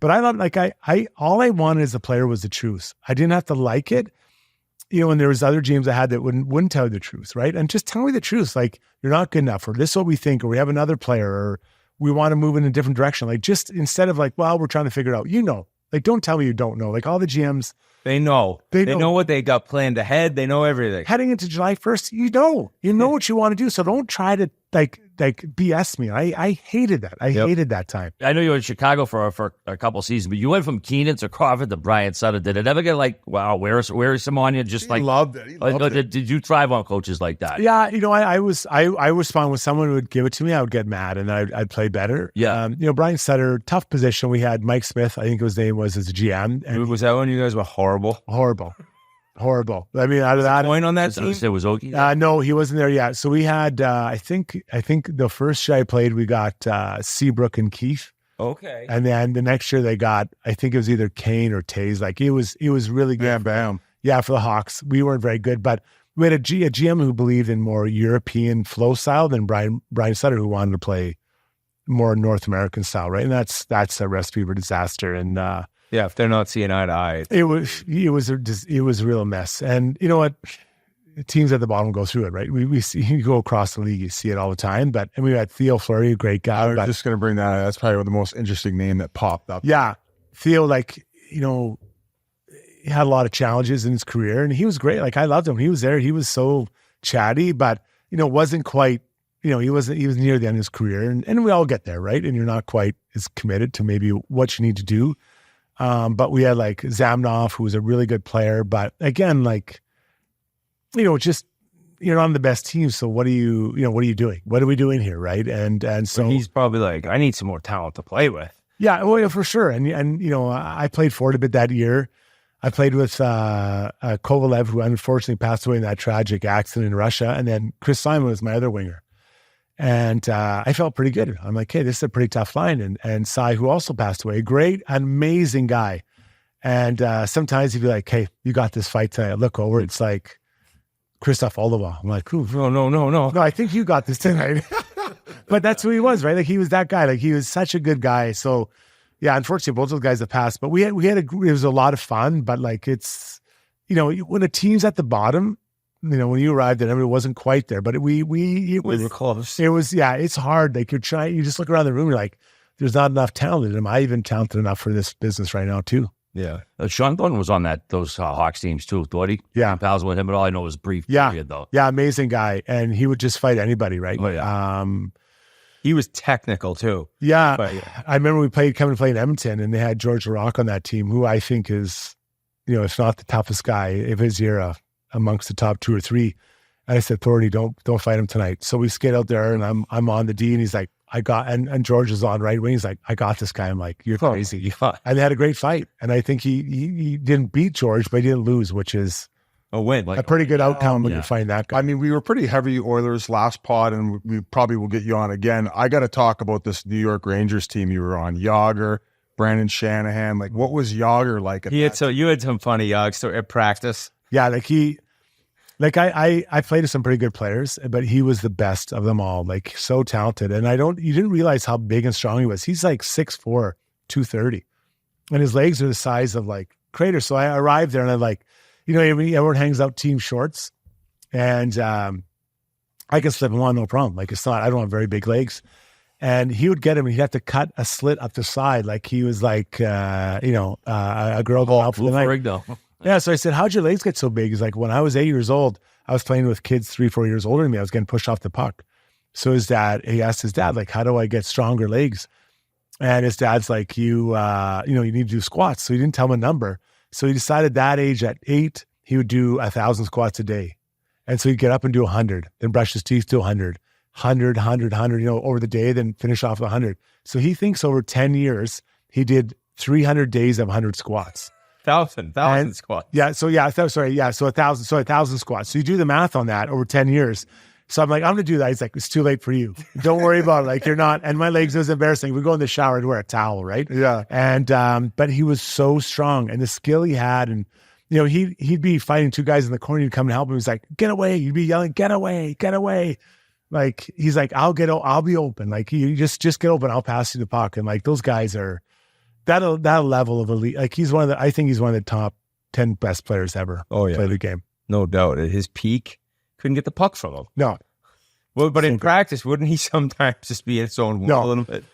Yeah, so we'd go out for practice and be like, Tommy, Rennie, how many minutes of practice? Like 32. So he'd look at the clock, it'd be 11 o'clock. So at like 11:32, like, practice done. And he'd just be like gone, right? And like, I'm like, I'll stay out, Tom. Like, what are you going to say? He was like, no extra time on the ice. He was gone. Well, funny, he would want to go out early. So my first training camp with him, within 2 weeks, he comes up to me. He's like, hey, do you want to come back we had a practice facility like just north of New York.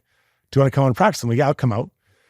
So I pick him up and drive him out to the practice facility. He's like, we're going to work on shots. So, I'm feeding him shots. Like he's moving here, top of the circle here and here. So after 20 minutes, I'm like, hey man, can I shoot? He's like, no, you're here to pass.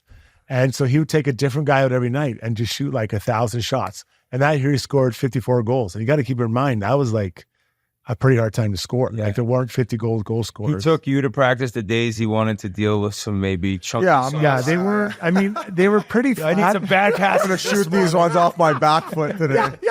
But I mean, that's who he was. Like he would work on his time, right? Like, he had a girlfriend at the time and, he didn't necessarily always want to go out. And my wife and I were, just married. So he comes up after one game, like, hey man, like, are you going out tonight? I'm like, yeah, I'm going to go with my wife. It's Saturday night, whatever. We'll go to a whatever dance bar. He's like, well, here, my girlfriend like to come. He's like, kids make $1,000. He's like, take her out. I'm like, no, you got it. So we go out and then take her for dinner, on his money. Go over drinks after, and they're all dancing. And she's an amazing dancer with my wife. And I'd go and break up, push the guys back. And then like at 2 or 3 in the morning, I'm like, okay, we're done. And so we jump in a car and I'd take her home. I'd call Yags like, hey, we're coming. I was like, okay, thank you. And she'd go up. That is so fucking fun. And I'd be like, hey, you were escorting his girlfriend. I was. And he's like, next morning, he's like, do you have enough money? I'm like, yeah, we were good. I mean, I kept a little for myself. Like a little something for the effort. Right? Hey, any change, Struddy? Any change? Yeah. Hey, next time you're like 1,500, but inflation. Yeah. Inflation. I got to hop up just a couple minutes, but you mentioned your wife and kind of a crazy story. You have 3 kids, 11, 12, and 13. Can you explain like the whole story on your kids? And because a lot of people don't know, it's pretty wild. Yeah, it's pretty emotional, and Wits, you were there for that. And, my wife and I, we got married at 30, then we, you expect you're going to have kids right away. And we were trying, trust me, like I was, doing all the normal things, flowers and chocolates and all that stuff.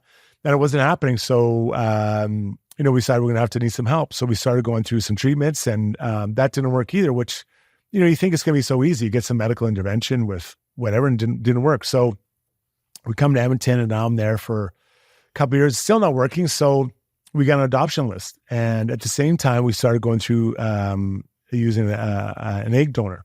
And that's, I think, when you came in. And I remember my roommate at the time, Tom Gilbert, he said, do you guys want to have kids? I'm like, yeah, but it's really hard. It's really emotional. Like everything's going great. And we had a great life. I was playing the NHL. My wife had a successful business and you're happy, but you're not having kids. So she'd cry herself to sleep at night. So my last year in the NHL, we have a bunch of things fail. And then my wife gets pregnant at Christmas, but you can't tell anyone because we'd been pregnant before and it fell off or didn't work out. So towards the end of the year, I think it was like maybe a month left. I don't know if you remember this, but I walk in the room and I told the guys, and I still get emotional. Tom, I'm going to put, and I wasn't one to put a lot of money on the wall. I think I maybe put $2,500 on the wall and said, guys, like, we're pregnant now. And I was crying, like, it took us so long to get pregnant. Here we are. And if we won, here's the money. And then, a week after my last game in the NHL, we went on a trip, and my wife's pregnant. We got a call about my son, and we flew all the way to where we got him, the States. And we dropped my son. So we had my son, he was a week old and we got him. And then a week after my last NHL game, and then my daughter was born in August. And then we got, pregnant naturally a year later. And so 3 kids in 22 months.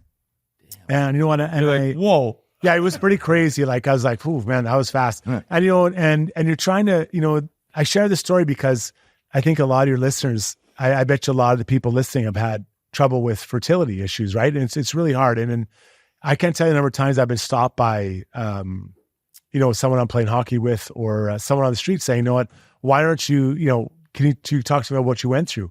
And so now we have, 3 kids. They're 11, 12, and 13, and they're amazing and they're great. But I still get really emotional thinking about it because it's, we went through so much. It was 5 years of treatments trying to get pregnant, and we finally got it.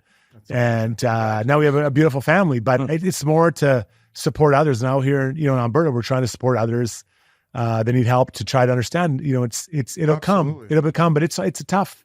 Like, I bet you a lot of your listeners, I'm sure, have been some have been through. You were obviously the fortunate case where some people probably need conversation and help where it didn't work out for them, and hopefully they're able to adopt. And there's plenty of kids out there who need love. Oh, for sure, and a family. So we went through. We went to see a psychologist. I remember the first time we sat down with him, and I've been very open with the story. We sat down, and we were so wound up. And if anyone, you've ever been wound up about anything, you just unload on a psychologist, right?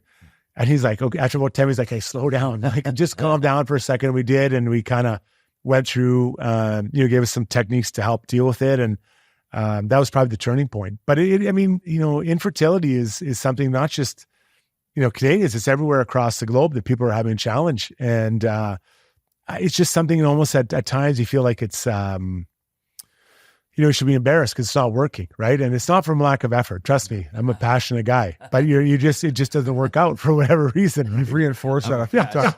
We have like a Viagra ad coming or something, or right. Actually, Felix Health, that's our sponsor. I show it to Felix. Yeah. But you have a few more? Just going to ask about Hank. He was you were there for his rookie year. Did you know he was going to be a Hall of Famer someday? So I arrived in New York, and I had no idea who he was, and that's not big wheeling, but usually as an experienced NHLer, you don't really know the rookies, right? The Second round pick too, yeah. And so we had Kevin and Henrik and Kevin Weeks. Weeks is the best. Yeah, great guy. And we, the first couple of days of training camp, we're like, "Oh, this guy's having a good, good day." And then you have a couple of exhibition games, like, "Holy geez, this guy might actually be legit." And then he played a few games, and you're like, "This is the guy." And that first year, we were picked to finish last with the Rangers, and Henrik got us into the playoffs. And that year, he won Olympic gold with Sweden as a goalie. He was unbelievable how good he was. And I still communicate with him and give him a hard time every now, but he was such a good NHLer, and I've probably one of the most competitive people I ever met. Oh yeah, in my life. Well, you see him. Everyone I know, Biz. It's crazy. Hey, geez, like old home week. Yeah.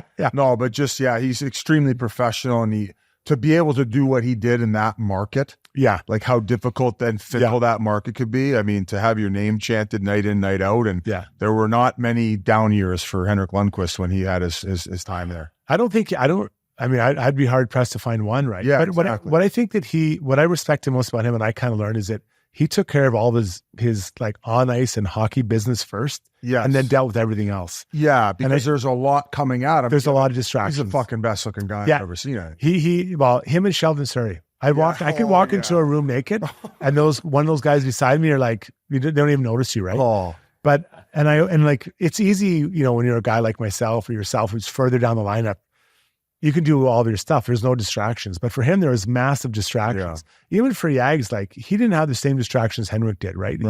Henrik had some massive distractions, and he was always like, I'd leave, let's say we get to the rink at whatever, 8:45, I'd leave at 1. He wouldn't leave till 2 or 3. And he would do extra things. And, I guess I could have done more, but that's how he functioned, and he did it. And his career was incredible. And, towards the end when he had the heart issue, obviously that was not ideal, but like, he is a Hall of Fame goaltender. One of the greatest to ever wear that jersey, right up beside Mike Richter. Well, hey, we appreciate your time. We've gone kind of long here. Yeah. Strud, you're going to be a regular. People are just horned up for Struds. They want you chirping Whit every fucking opening time. It's an easy target, isn't it? Like, Whit is an easy target. Yeah. I remember one year I went to Penguins camp, And I was standing next to Brooks Orpik, and I think Whit was on the ice. I'm like, hey, Whit had been doing money cab raises this summer, eh? And like obviously Orps, that big chuckle. And then what's Orps do? He goes over and tells Whit when he gets off the ice. Oh no! Oh yeah, Whit was just all over me that whole training camp. I opened up a can of worms, but I realized exactly what we had here in a comedian. One of the best, honestly, he lived in my house, and like he was one of the funniest guys. Like so you have 12 spoons when you go like and you buy like a set, right? And you put it in your drawer. I came home, there's like one spoon. So I call him like, Wits, where are all my spoons? I fucking took him to practice. I'm like, yeah, but you don't bring them back. Like you just say, you just threw the bowl and the spoon in the garbage. I'm like, wait, they're not disposable. So I charged him like, that's an $18. Like $18. Like I made him pay for this. I'm like, I'm going to pay for those spoons. Like, it's fine. Just charge me. But that's he doesn't give a fuck. He doesn't even think. He wouldn't even enter his mind. But yeah, no, it was a lot of fun. Wits, I'm a big fan. And thanks for having me on, boys. That was a good time. Thank you so much to Jason Strudwick, the Strudman, Struddy, funny human being. I think that's very evident after listening to that. And the times I spent in the locker room with that guy, oh my God, he chirped. He chirped hard. He chirped very well. I had nothing for him. He just ripped on my clothes. He ripped on my ears. He ripped on everything. But he was funny, and he was a great teammate. So thank you to him. Before we wrap up, couple just quick notes here. Very, very sad news. Former Ottawa Senators assistant coach Bob Jones died after his battle with ALS. The team announced this on Friday. He was only 54 years old, man. He was diagnosed with a neurodegenerative disease in December 2022 during his fourth season in Ottawa, but he continued to work with the team into this season's campaign. And the worst disease, heartbreaking stuff, so young. So I want to shout out his family and his friends, and just a horrible disease and horrible news. So we're thinking of him and the Senators family. Also, another really kind of heartbreaking thing to read was the wildfire in Jasper, Alberta. Yeah. Apparently 33% of structures were burned. I've been to Jasper. Terrible. We So went beautiful. to Jasper for training camp with the Oilers one year, and I think many people think of Alberta and you hear of Banff, but Jasper was so beautiful.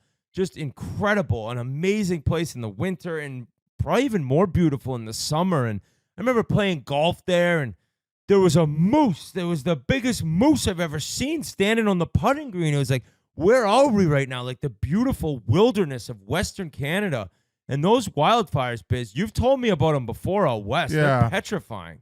Yeah, it's brutal. It seems like every summer now, I know. because of the dry climate. And last summer, Kelowna dealt with them, and now Jasper, and it's just terrible. People getting evacuated with, losing everything they have, and along, like you said, just like the beauty of it. It's such a tranquil place, and there's not many places in the world like it. So our thoughts and prayers going over to everybody in Jasper, and really anybody, even in California, they're dealing with the wildfires nonstop. So I don't know exactly like what to say. Obviously, don't be flicking your cigarette butts out the window. Don't be starting campfires and then not putting them out properly. Like, follow whatever the rules and guidelines are.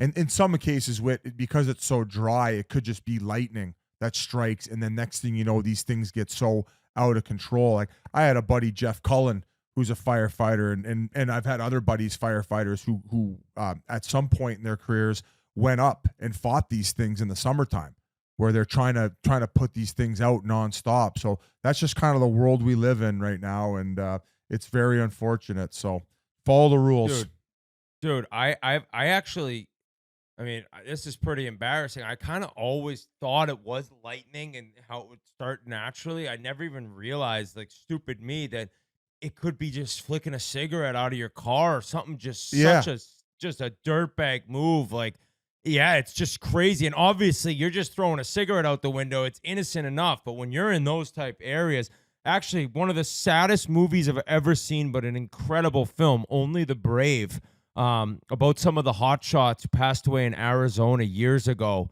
And just a heartbreaking movie, but it was unreal film. But those guys, yeah, you think of firefighters in the city and going up into huge buildings, but these guys who are out in the wilderness and trying to save homes and people and land, It's an amazing job. So all you firefighters, if you are listening, whether you're in New York City or Boston or you're a hotshot and you're roaming around, campsites and things, it's honorable job that we really appreciate. So I think the last thing is that news broke that Jeff Marek's no longer with Sportsnet. Our good friend Jeff Marek, great guy. How I got my start into the media industry was with Jeff Marek. I'd go up Monday nights for, I think I did a season, if not 2 seasons, at Sportsnet with him, and he was so nice to me. And I think we've talked often, Biz has mentioned, when you're on TV, especially at the beginning, you're nervous, you get this energy, you don't know what to say, you don't know how long you should be talking, and especially I was going to Canada, and being an American, I know what Sportsnet and hockey means to Canada, and he just took such good care of me, dude. He was like so easy to talk to. He made it feel so natural when I was on with him, and so I was always very close with him from then. I'd love shooting the shit and catching up with them. And then Elliot and him, their 32 Thoughts just took off. I think these guys, they did such a great job, and I don't think 32 Thoughts is going anywhere, but nobody really knows what happened. That's up to Jeff at some point if he wants to explain his scenario, and I don't know where he'll end up, but I know wherever he does end up, those people are going to be very lucky because he is talented. He is a hockey encyclopedia. He's like a genius. He remembers everything. I love that about him. He can, when the conversation goes to him, he usually has like a crazy nugget that he dug up or a part of hockey history that you're like, oh my God, like how do you store all that in your brain? So he's meant so much to, I mean, not only the hockey world, but the sports world, working at Sportsnet as long as he has. And you mentioned a 32 Thoughts, an absolute juggernaut, and it kind of sucks. Like I'm disappointed because I thought the chemistry between those two guys was incredible.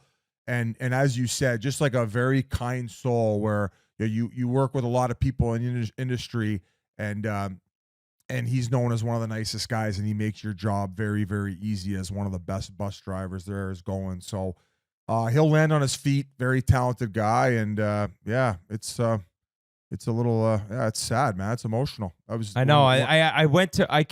kept going to listen to their free agency recap, because they're so much different than our show. Like they Elliot and even Jeff too, they just have so many different sources and insider knowledge that their show, it's like we almost end up breaking down a lot of the stuff that they're breaking news for. So or make up something completely different. Yeah, exactly. So they're actually probably putting out the fires that we're creating. That's true. Very true. Well, I mean, last thing I think Brady Tkachuk was saying he had to shut off his social media because the fucking rumor boys are trying to get him out of Ottawa. That's Grinelli. That's Grinelli. Grinelli has been the Brady Tkachuk. I was taking shrapnel for it online. I'm like, I've never once created that fucking rumor. I stand by it. Might not happen this summer, but I stand by it. I still think it happens. Well, Grinelli is being a master of being able to, like, in 10 years, if Brady Tkachuk goes somewhere else, he's like, told you.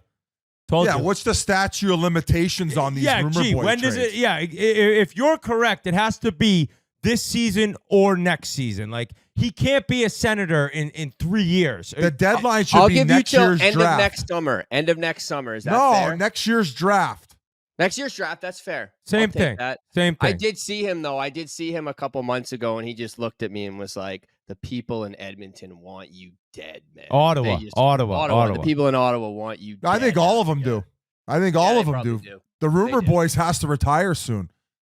Morals is sitting somewhere right now.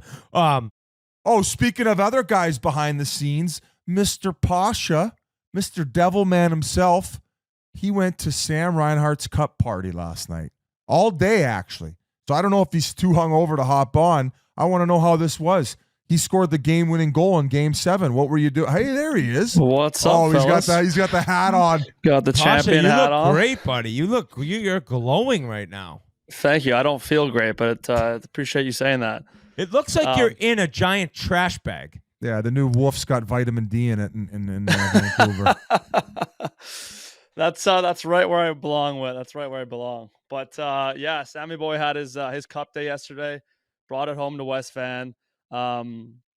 Started off in the morning. He took it to Hollyburn Country Club, where he grew up playing hockey. I wasn't there for that part of it, but a lot of hockey players come out of there. Morgan Riley, his other two, the Reinhart brothers as well, Kerfoot. So kind of where it all started.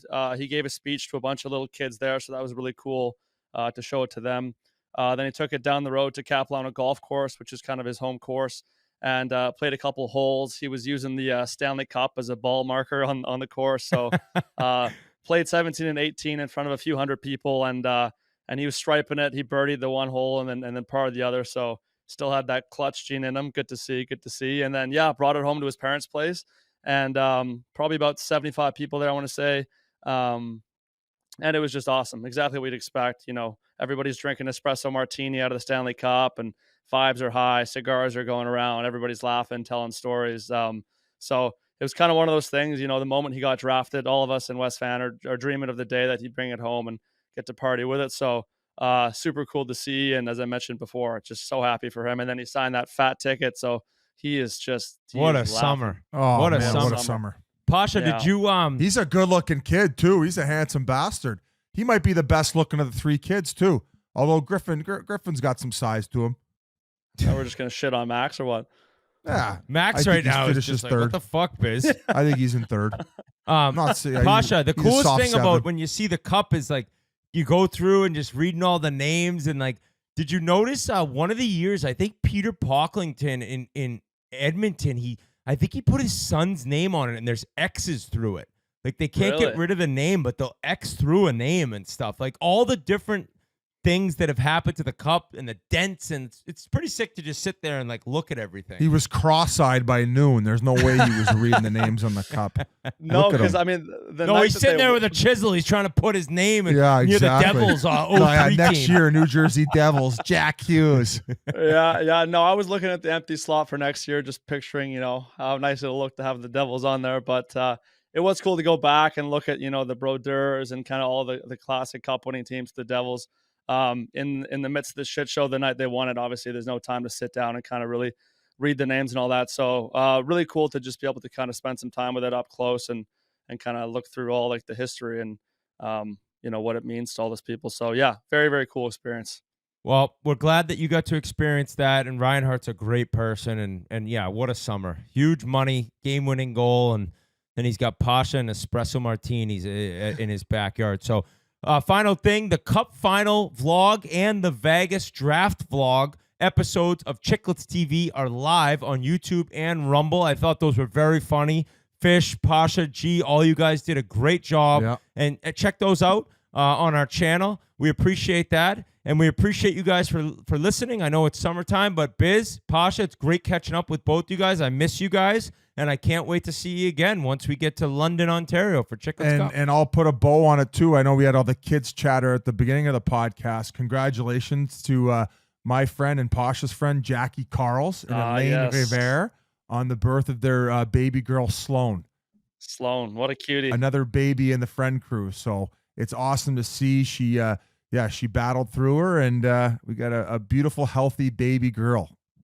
I love it. Well, you know what?